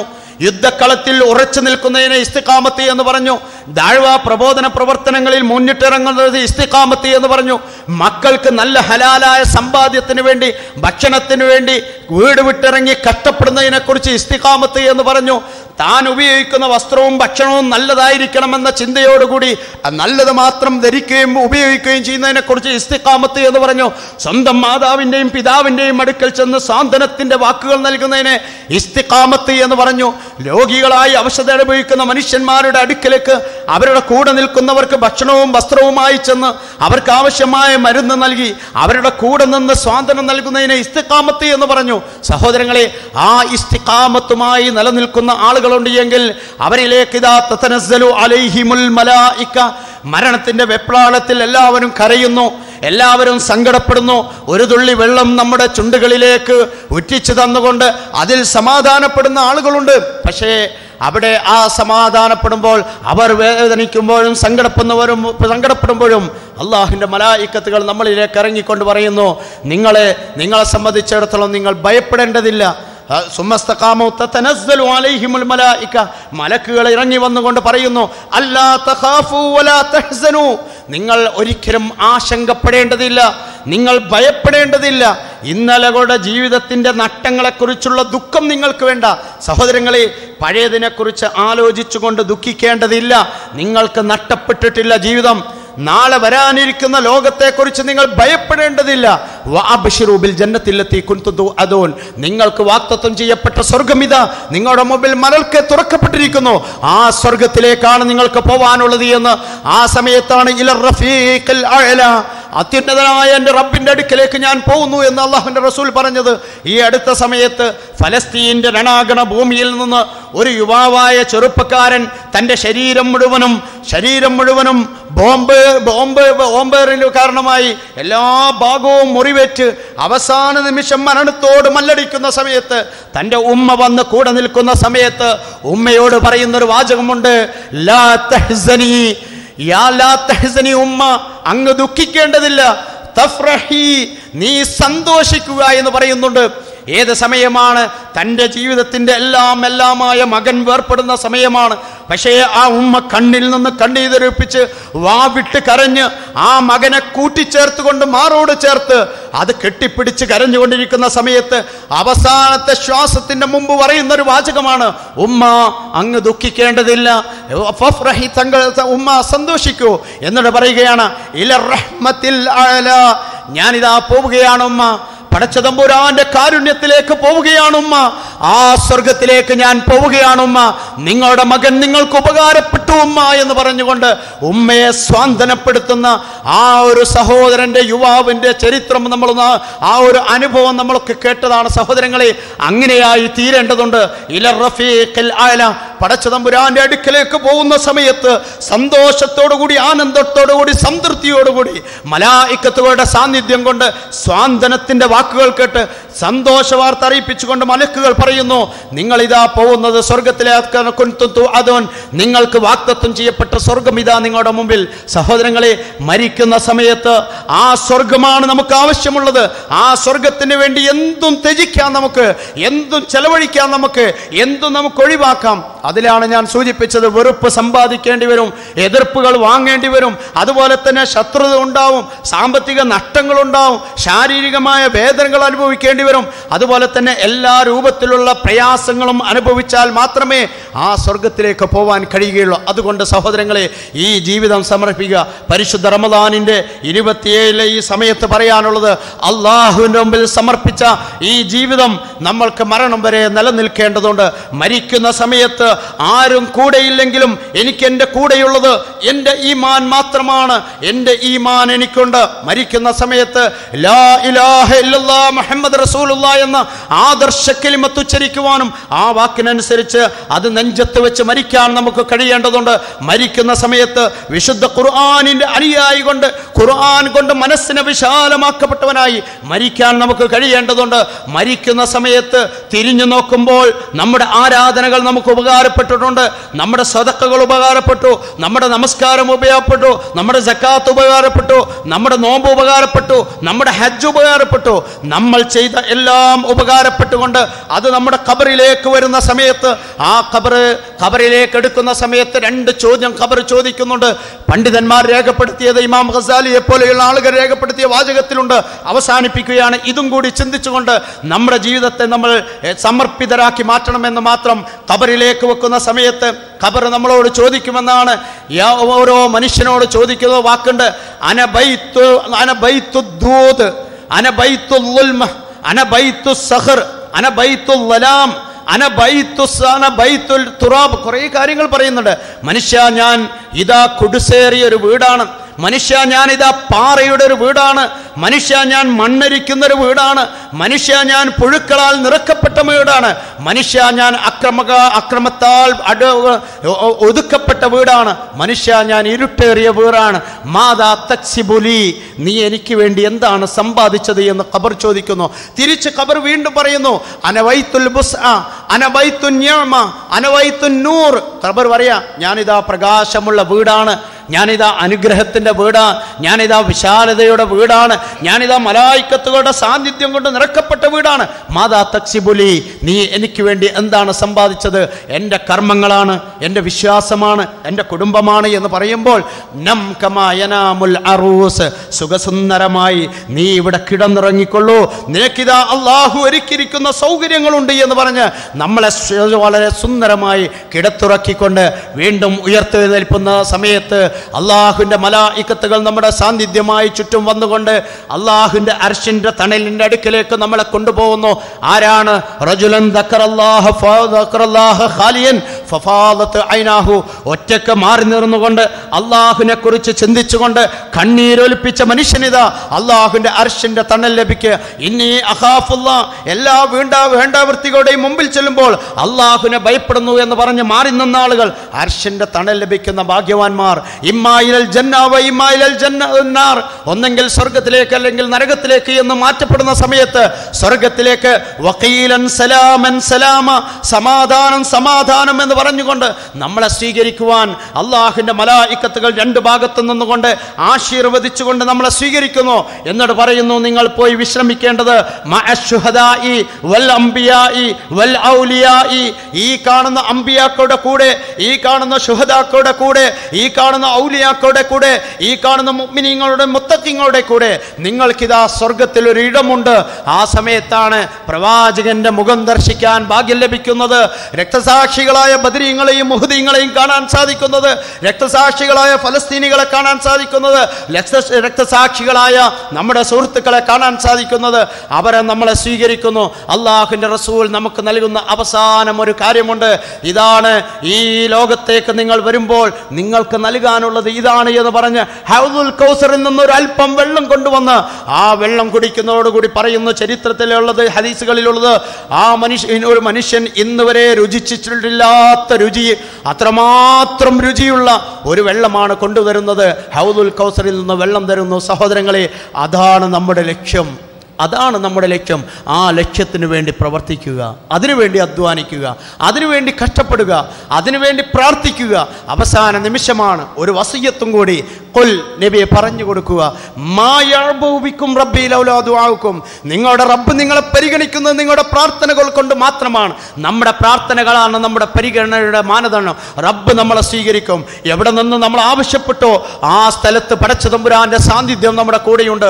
അള്ളാഹു നമ്മളെ കാണുന്നു. നമ്മുടെ ദുഃഖങ്ങൾ ഇറക്കിത്തരാൻ, നമ്മുടെ ഭാരങ്ങൾ ഇറക്കി വെക്കാൻ, നമ്മുടെ പ്രയാസങ്ങളെ നീക്കിത്തരാൻ, നമ്മുടെ രോഗത്തിൽ നിന്ന് രക്ഷപ്പെടുത്താൻ, നമ്മുടെ അപകടത്തിൽ നിന്ന് കാത്തുരക്ഷിക്കാൻ, നമ്മുടെ കുടുംബത്തിൽ നമുക്ക് സംതൃപ്തി നൽകാൻ, നമ്മുടെ മക്കളിലൂടെ നമുക്ക് കൺകുളിർമ നൽകാൻ, നമുക്ക് മാതാപിതാക്കളുടെ സംതൃപ്തിയോടുകൂടി ഈ ലോകത്ത് നിന്ന് മരിച്ചു പോവാൻ, എല്ലാം കൊണ്ടും നമ്മുടെ സഹപ്രവർത്തകരായ നൂറുകണക്കിന് ആയിരക്കണക്കിന് ആളുകൾ വന്ന് അവസാന നിമിഷം നമ്മുടെ മയ്യത്തിന്റെ പിന്നിൽ നിന്നുകൊണ്ട് ആത്മാർത്ഥമായി നമുക്ക് വേണ്ടി 40 വിശ്വാസികൾ ഒന്നിച്ച് തൗഹീദുള്ള ആളുകൾ ഈ മനുഷ്യന് വേണ്ടി, ഒരാൾക്ക് വേണ്ടി പ്രാർത്ഥിക്കുന്നുണ്ട് എങ്കിൽ, മയ്യത്ത് നമസ്കരിക്കുന്നുണ്ട് എങ്കിൽ അവന് സ്വർഗമുണ്ട് എന്ന് റസൂൽ പറഞ്ഞത്. ആയിരക്കണക്കിന് ആളുകൾ ഓടി വരികയാണ്. എൻ്റെ സഹപ്രവർത്തകൻ, എന്നെ അറിവോടിപ്പിച്ച പണ്ഡിതൻ, എൻ്റെ കൂട്ടുകാരൻ, എൻ്റെ ഒന്നിച്ചു നീങ്ങിയാൽ അത്ര നല്ല മനുഷ്യനായിരുന്നു, പടച്ചവനെ അദ്ദേഹത്തിന് പുറത്തു കൊടുക്കണമേ എന്ന് പ്രാർത്ഥിക്കുന്ന അങ്ങനെ പ്രാർത്ഥിക്കാൻ വേണ്ടി ആയിരക്കണക്കിന് ആളുകൾ നമ്മളിലേക്ക് ഓടി വരുന്ന ഒരു രംഗമുണ്ട്. സഹോദരങ്ങളെ, ആ രംഗം നമ്മൾ ആലോചിക്കുക. നമുക്ക് വേണ്ടി മറ്റുള്ളവർ ജീവിതം സമർപ്പിക്കാൻ തയ്യാറാവുന്നു എങ്കിൽ ഇന്ന് നമ്മൾ മറ്റുള്ളവർക്ക് വേണ്ടി നമ്മുടെ ജീവിതത്തെ സമർപ്പിക്കാൻ തയ്യാറാവുക. ഈ പരിശുദ്ധ റമദാൻ ഇതിൻ്റെ അവസാന നിമിഷങ്ങൾ, ഇനി പ്രാർത്ഥനകളാവട്ടെ, ദിക്റുകളാവട്ടെ, ദുആകളാവട്ടെ, നമ്മൾ ആത്മാർത്ഥമായി പ്രാർത്ഥിക്കുക. നമ്മുടെ നാടിന് വേണ്ടി പ്രാർത്ഥിക്കുക. ഈ നാടിൻ്റെ സ്വാതന്ത്ര്യം നിലനിൽക്കാൻ, ഈ നാടിൻ്റെ സുരക്ഷ നിലനിൽക്കാൻ, ഇവിടെയുള്ള ഐക്യം നിലനിൽക്കാൻ, എല്ലാ ഛിദ്രശക്തികളും പരാജയപ്പെട്ടു പോവാൻ നമ്മൾ പ്രാർത്ഥിക്കുക. ഒന്ന്, ലോകത്തുള്ള പീഡനങ്ങൾ അനുഭവിക്കുന്ന എല്ലാ സഹോദരങ്ങൾക്ക് വേണ്ടി നമ്മൾ പ്രാർത്ഥിക്കുക. ഫലസ്തീനും ഇറാഖും ഇറാനും മറ്റു പ്രദേശങ്ങളും ലിബിയയും അതുപോലെ സിറിയയും ലോകത്തിൻ്റെ പല ഭാഗങ്ങളിൽ നമ്മുടെ സഹോദരങ്ങൾ, നമ്മുടെ നാടുകളിലെ ഉത്തരേന്ത്യൻ സംസ്ഥാനങ്ങളിൽ അനുഭവിക്കുന്ന പീഡനങ്ങൾ, പ്രയാസങ്ങൾ അനുഭവിക്കുന്ന അവർക്ക് വേണ്ടി പ്രാർത്ഥിക്കുക. അവശത അനുഭവിക്കുന്ന അനാഥകൾക്ക് വേണ്ടി പ്രാർത്ഥിക്കുക. അതുപോലെ ദുർബലരായ ആളുകൾക്ക് വേണ്ടി പ്രാർത്ഥിക്കുക. ഹോസ്പിറ്റലുകളിൽ കഴിഞ്ഞുകൂടുന്ന പ്രാർത്ഥന കൊണ്ട് വസിയത്ത് ചെയ്ത നൂറുകണക്കിന് ആളുകളുണ്ട്. വെന്റിലേറ്ററുകളിൽ കഴിയുന്നവരുണ്ട്, ICUകളിൽ കഴിയുന്നവരുണ്ട്. അവർക്ക് വേണ്ടി പ്രാർത്ഥിക്കുക. ഇന്ന് നമ്മൾ രോഗികളല്ല, ആരോഗ്യവാന്മാരാണ്. നാളെ നമ്മുടെ കിഡ്നികൾ നഷ്ടപ്പെട്ട് നമ്മൾ രോഗികളായിത്തീരുന്നു. നമുക്ക് ക്യാൻസർ പിടിപെട്ട് നമ്മൾ രോഗികളായിത്തീരുന്നു. നമുക്ക് കണ്ണുകൾ നഷ്ടപ്പെട്ട് നമ്മൾ അന്ധരായി മാറുന്നു. അതുപോലെ തന്നെ നമ്മുടെ ഹൃദയത്തിൻ്റെ എല്ലാ ചലനങ്ങളും പ്രയാസപ്പെടുന്ന ഒരവസ്ഥ, ഹൃദ്രോഗികളായി മാറുന്നു. അതുപോലെ തന്നെ വിവിധങ്ങളായ രോഗങ്ങൾ വന്ന് നമ്മളെ വേട്ടയാടുന്നതിന് മുമ്പ്, ഇത്തരം രോഗങ്ങൾ അനുഭവപ്പെടുന്ന കഷ്ടപ്പെടുന്ന പ്രയാസപ്പെടുന്ന ആളുകളെ നമ്മുടെ പ്രാർത്ഥനകളിലേക്ക് കൊണ്ടുവന്ന് അള്ളാഹുവെ ഞങ്ങളെ ഇവിടെ നിന്ന് ഇവർ കഴിയുന്ന അനുഭവിക്കുന്ന പ്രയാസങ്ങൾ അവർക്ക് ദൂരീകരിച്ചു കൊടുക്കുകയും ഞങ്ങൾ അതിൽ നിന്ന് കാത്തുരക്ഷിക്കുകയും ചെയ്യണമെന്ന് പ്രാർത്ഥിക്കുക. മരണപ്പെട്ടു പോയ ആളുകളെ കുറിച്ച് ഓർക്കാതെ ഒരിക്കലും ഒരു നിമിഷവും നമുക്ക് പോകാൻ കഴിയില്ല. അതൊക്കെയാണ് സമർപ്പിതം എന്ന് പറയുന്നത്. സഹോദരന്മാരെ, ഖബറുകളിൽ വിശ്രമിക്കുന്ന, നമുക്ക് വേണ്ടി അധ്വാനിച്ച് കഷ്ടപ്പെട്ട് കണ്ണീരൊലിപ്പിച്ച് യാത്രകളും യാതനകളും അനുഭവിച്ച നമ്മുടെ മാതാപിതാക്കൾ അന്ത്യവിശ്രമം കൊള്ളുന്നത് നമ്മുടെ ഖബറുകളിലാണ്. അവരുടെ ഖബറുകളിൽ ചെന്ന്, അവരുടെ ഖബറിന്റെ അടുക്കൽ ചെന്ന് അവർക്ക് വേണ്ടി ഇസ്തിഗ്ഫാർ തേടുക. മക്കളുടെ പ്രാർത്ഥനകളും അള്ളാഹുവിന്റെ ഇടയിലും മറയില്ല എന്ന് പറയുന്നുണ്ട്. ഖബർ സന്ദർശിക്കുമ്പോൾ ഫഇന്നഹാ തുദക്കിറുകുമുൽ മൗത, അത് നിങ്ങളെയും മരണം ഓർമ്മിപ്പിക്കുമെന്ന് പറയുന്നു. നമുക്ക് കിടക്കാനുള്ള ഒരിടമാണ്. ഇന്ന് ഈ കല്ലെടുത്ത് വെച്ചു, നാളെ ഈ കല്ലെടുത്ത് വെക്കുന്നത് എൻ്റെ ശരീരത്തിലാണ്. ഇന്ന് ഞാൻ വാരിയിടുന്ന മണ്ണ് എൻ്റെ കുടുംബത്തിൻ്റെ സഹോദരൻ്റെ മുമ്പിലാണെങ്കിൽ നാളെ എനിക്ക് വേണ്ടി മറ്റുള്ളവർ മണ്ണ് വാരിയിടുന്നു. എൻ്റെ വീട്ടിലുള്ള വസ്ത്രങ്ങൾ ഞാൻ വാങ്ങിക്കൊണ്ടുവന്ന ഈ കഫംമൂട നാളെ എനിക്ക് വേണ്ടി മറ്റുള്ളവർ വാങ്ങിക്കൊണ്ടുവരും. ആ ഒരു ബോധത്തോടുകൂടി മരണത്തെ ഓർത്ത് ഖബറിടങ്ങൾ സന്ദർശിക്കുകയും ഖബറാളികൾക്ക് വേണ്ടി പ്രാർത്ഥിക്കുകയും അവർക്ക് വേണ്ടി ഇസ്തിഗ്ഫാർ തേടുകയും അവർക്ക് നന്മക്ക് വേണ്ടി പ്രാർത്ഥിക്കുകയും ചെയ്യുക. മാതാപിതാക്കളുണ്ട്, മക്കളുണ്ട്, കുടുംബക്കാരുണ്ട്, സഹപ്രവർത്തകരുണ്ട്. ഇങ്ങനെ എല്ലാ മനുഷ്യരെയും നമ്മുടെ പ്രാർത്ഥനകളിലേക്ക് നമ്മൾ കൊണ്ടുവരിക. ജീവിച്ചിരിക്കുന്ന മാതാപിതാക്കൾക്ക് ആരോഗ്യത്തിനും ആഫിയത്തിനും വേണ്ടി പ്രാർത്ഥിക്കുക. അതുപോലെ നമ്മുടെ സഹപ്രവർത്തകർക്ക് വേണ്ടി പ്രാർത്ഥിക്കുക, പണ്ഡിതന്മാർക്ക് വേണ്ടി പ്രാർത്ഥിക്കുക. എല്ലാവരെയും പ്രാർത്ഥനകളിലേക്ക് ഉൾപ്പെടുത്തേണ്ട ഈ അവസാന നിമിഷം അടുത്ത റമദാനിൽ നമ്മളാരും ഉണ്ടായിക്കൊള്ളണമെന്നില്ല. ഒരുപക്ഷെ ഇങ്ങനൊരു സ്ഥലത്ത് ഇനി ഒരു റമദാനിൽ ഞാൻ സംസാരിക്കാൻ ഉണ്ടായിക്കൊള്ളണമെന്നില്ല. മെയ്യാന്ന് 2 ദിവസം മുമ്പ് കാഞ്ഞങ്ങാട് നമ്മൾ കണ്ടതാണല്ലോ. സഹോദരൻ അസ്ർ നമസ്കാരത്തിന് പള്ളിയിൽ വന്നു, എല്ലാവരും ജമാഅത്തായി നമസ്കരിക്കുന്നു. ഇടയിൽ റുകൂഇലേക്ക് പോകുന്ന സമയത്ത് 2-3 ആളുകൾക്കിടയിൽ നിൽക്കുന്ന ഒരു സഹോദരൻ, അദ്ദേഹം പെട്ടെന്ന് ആ റുകൂഇലേക്ക് പോകുന്നതിന് പകരം പിന്നോട്ട് മറിഞ്ഞു വീഴുകയാണ്. അവിടെ വെച്ച് അദ്ദേഹം മരണപ്പെടുന്നു. നോക്കൂ സഹോദരങ്ങളെ, മരണത്തിന് ആരാധനയുടെ സമയമില്ല, മരണത്തിന് ആഘോഷങ്ങളുടെ സമയമില്ല, മരണത്തിന് ആ സന്തോഷങ്ങളുടെ സമയമില്ല, ദുഃഖസ്ഥലങ്ങളില്ല. എവിടെ വെച്ചും എങ്ങനെയും എപ്പോഴും മരിക്കും. മനുഷ്യനെ സംബന്ധിച്ചിടത്തോളം പറയാൻ കഴിയില്ല. അതുകൊണ്ട് തന്നെ ഈ ഇരുന്ന ഇരിപ്പിൽ നിന്ന് നമ്മൾ എഴുന്നേൽക്കുമോ? ഈ ധരിച്ചിരിക്കുന്ന വസ്ത്രം ഞാനാണോ അഴിച്ചു മാറ്റുക, അതല്ലെങ്കിൽ മയ്യത്ത് കുളിപ്പിക്കുന്ന കൈകളാണോ അഴിച്ചു മാറ്റുക എന്ന് പറയാൻ സാധ്യമല്ല. ഞാൻ ഡ്രൈവ് ചെയ്യുന്ന വാഹനം എൻ്റെ ലക്ഷ്യസ്ഥാനത്തേക്ക് എത്തിക്കാൻ എനിക്ക് കഴിയുമോ? അതല്ലെങ്കിൽ മറ്റൊരാൾ ആ വാഹനത്തിൽ എൻ്റെ വീട്ടിലേക്ക് ആംബുലൻസിലേക്കാണ് തിരിച്ചെത്തിക്കുക എന്ന് പറയാൻ പറ്റാത്തൊരവസ്ഥ. അതുകൊണ്ട് തന്നെ റമദാനിൻ്റെ ഈ പുണ്യകരമായ അവസാന നിമിഷത്തിൽ മരണത്തെ മുമ്പിൽ കണ്ടുകൊണ്ട് പ്രവർത്തിക്കുകയും ജീവിക്കുകയും ചെയ്യുക. അള്ളാഹു നമ്മെ അനുഗ്രഹിക്കുമാറാവട്ടെ. ജീവിതത്തിൽ വന്നു പോയിട്ടുള്ള പാപങ്ങളും തെറ്റുകളും അള്ളാഹു പുറത്തു മാപ്പാക്കി തരുമാറാവട്ടെ. ഈ പരിശുദ്ധ റമദാനിൽ നമ്മൾ ചെയ്ത എല്ലാ സേവനങ്ങളും എല്ലാ നല്ല പ്രവർത്തനങ്ങളും അള്ളാഹു നമ്മളിൽ നിന്ന് സ്വീകരിക്കുമാറാവട്ടെ. റമദാനിൻ്റെ പുണ്യങ്ങളിലൂടെ ധാരാളം സദഖ ചെയ്തിട്ടുണ്ട്, ഒരുപാട് ഇബാദത്തുകൾ ചെയ്തിട്ടുണ്ട്, ധാരാളം ഖുർആൻ പാരായണം ചെയ്തിട്ടുണ്ട്, ഒരുപാട് ദിക്റുകൾ ചൊല്ലിയിട്ടുണ്ട്. പടച്ചവനെ, ഇതൊക്കെ നിന്റെ സ്വർഗം ആഗ്രഹിച്ചുകൊണ്ട് നരകമോചനം ആഗ്രഹിച്ചുകൊണ്ട് മാത്രമാണ്. അള്ളാഹുവെ, അതിൻ്റെതായ പ്രതിഫലം നൽകി ഞങ്ങളെ നീ അനുഗ്രഹിക്കണമേ നാഥ. അള്ളാഹുവെ, എല്ലാവിധ പരീക്ഷണങ്ങളിൽ നിന്നും ഞങ്ങളെ കാത്തുരക്ഷിക്കണമേ തമ്പുരാനെ. മാരകമായ രോഗങ്ങളിൽ നിന്ന് ഞങ്ങളെ കാത്തുരക്ഷിക്കണമേ നാഥ. അപകടങ്ങളിൽ നിന്ന് ഞങ്ങളെ കാത്തുരക്ഷിക്കണമേ തമ്പുരാനെ. രോഗികളായി കഴിയുന്ന സഹോദരങ്ങൾക്ക് അവരുടെ രോഗത്തിൽ നിന്ന് നീ ശിഫ നൽകണമേ നാഥ. മരണപ്പെട്ടു പോയ ആളുകൾക്ക്, മാതാപിതാക്കൾക്ക്, കുടുംബത്തിന്, സഹോദരങ്ങൾക്ക്, സുഹൃത്തുക്കൾക്ക്, അള്ളാഹുവെ, വിശ്വാസിനികളായ മുഴുവൻ ആളുകൾക്കും നിന്റെ അത്യുന്നതമായ സ്വർഗം നീ പ്രദാനം ചെയ്യണമേ തമ്പുരാനെ. പാപികളായി ഒരിക്കലും ഞങ്ങളെ നരകത്തിലേക്ക് നീ കൊണ്ടുപോകരുതേ നാഥ. റഹ്മാനായ റബ്ബേ, സാമൂഹികമായ വലിയ വിപത്തുകളും വെല്ലുവിളികളും നേരിടുന്ന ഈ സമയത്ത് നിന്റെ രക്ഷ മാത്രമാണ്. അള്ളാഹുവെ, ഈ നാട്ടിൽ സമാധാനപരമായി ജീവിക്കാനും യഥാർത്ഥ ആരാധനകൾ നിർവഹിക്കുവാനും നല്ലൊരു പൗരന്മാരായി ജീവിക്കുവാൻ നീ ഞങ്ങൾക്ക് തൗഫീഖ് നൽകണമേ തമ്പുരാനെ. ഇസ്ലാമിനും മുസ്ലിങ്ങൾക്കും വേണ്ടി ത്യാഗം ചെയ്യുന്ന പരിശുദ്ധ ഭവനങ്ങളുടെ വീണ്ടെടുപ്പിന് വേണ്ടി, ബൈത്തുൽ മുഖദ്ദസിന്റെ മോചനത്തിന് വേണ്ടി കഠിനാധ്വാനം ചെയ്യുന്ന സഹോദരങ്ങൾക്ക് നീ വിജയം നൽകണമേ തമ്പുരാനെ. റഹ്മാനായ റബ്ബേ, ഈ ഉമ്മത്തിന് നീ സമാധാനം നൽകണമേ നാഥ. നാട് മലീമസമാവുകയാണ്, ജീർണതയിലേക്ക് പോവുകയാണ്. പടച്ചവനെ, ഞങ്ങളുടെ മക്കളെ എല്ലാ ജീർണതകളിൽ നിന്ന് കാത്തു രക്ഷിക്കണമേ നാഥ. മയക്കുമരുന്നിൻ്റെയും അതുപോലെ തന്നെ മദ്യത്തിൻ്റെയും ഒക്കെ അടിമപ്പെട്ട് പ്രയാസങ്ങൾ സൃഷ്ടിക്കുന്ന മക്കളായി യുവാക്കളായി നാട് മാറുമ്പോൾ ഈ നാടിനെ, ഞങ്ങളുടെ യുവാക്കളെ, ഞങ്ങളുടെ മക്കളെ അതിൽ നിന്ന് വീണ്ടെടുത്ത് യഥാർത്ഥ ജീവിതത്തിലേക്ക് കൊണ്ടുവരാൻ അതിനുള്ള മാനസികമായ കരുത്ത് നീ ഞങ്ങൾക്ക് നൽകണമേ തമ്പുരാനെ. വെറുപ്പിൻ്റെ ലോകത്ത് ഐക്യത്തോടെ, സ്നേഹത്തോടെ, സന്തോഷത്തോടെ ജീവിക്കുവാൻ നീ ഞങ്ങളെ അനുഗ്രഹിക്കണമേ നാഥ. അല്ലാഹുവേ, വിശുദ്ധ ഖുർആൻ അവസാനമായി ശുപാർശയായി നിന്റെ അടുക്കൽ വരുന്ന സമയത്ത് ഖുർആനിന്റെ ശുപാർശ ലഭിക്കുന്ന ഭാഗ്യവാന്മാരിൽ ഞങ്ങളെ നീ ഉൾപ്പെടുത്തണമേ തമ്പുരാനെ. റഹ്മാനായ റബ്ബെ, മരിക്കുന്ന സമയത്ത് ലാ ഇലാഹ ഇല്ലല്ലാഹ് മുഹമ്മദ് റസൂലുള്ളാഹ് എന്ന ആദർശത്തോടെ മരിക്കാൻ നീ ഞങ്ങൾക്ക് തൗഫീഖ് നൽകണമേ തമ്പുരാനെ. ബർസഖിയായ ലോകത്തെ ഖബർ ജീവിതം ഏറ്റവും സുഖകരമാക്കി തരണമേ നാഥ. അവസാനം അർശിന്റെ തണൽ ലഭിക്കുന്ന ലളിത വിചാരണ നേരിടുന്ന സ്വർഗാവകാശികളിൽ ഞങ്ങളെ നീ ഉൾപ്പെടുത്തണമേ നാഥ. ഞങ്ങളുടെ മക്കളിലൂടെയും കുടുംബത്തിലൂടെയും കൺകുളിർമ പ്രദാനം ചെയ്യണമേ തമ്പുരാനെ. ഈ പരിശുദ്ധ റമദാനിലെ ഈ പ്രാർത്ഥന ഞങ്ങളിൽ നിന്ന് സ്വീകരിക്കണമേ നാഥ. അല്ലാഹുമ്മ തഖബ്ബൽ മിന്നാ ഇന്നക അൻതസ് സമീഉൽ അലീം വതുബ് അലൈനാ ഇന്നക അൻതത് തവ്വാബുർ റഹീം. റബ്ബനാ ആതിനാ ഫിദ് ദുനിയാ ഹസന വഫിൽ ആഖിറതി ഹസനതൻ വഖിനാ അദാബന്നാർ. വൽഹംദുലില്ലാഹി റബ്ബിൽ ആലമീൻ. വസ്സലാമു അലൈക്കും വറഹ്മത്തുള്ളാഹി.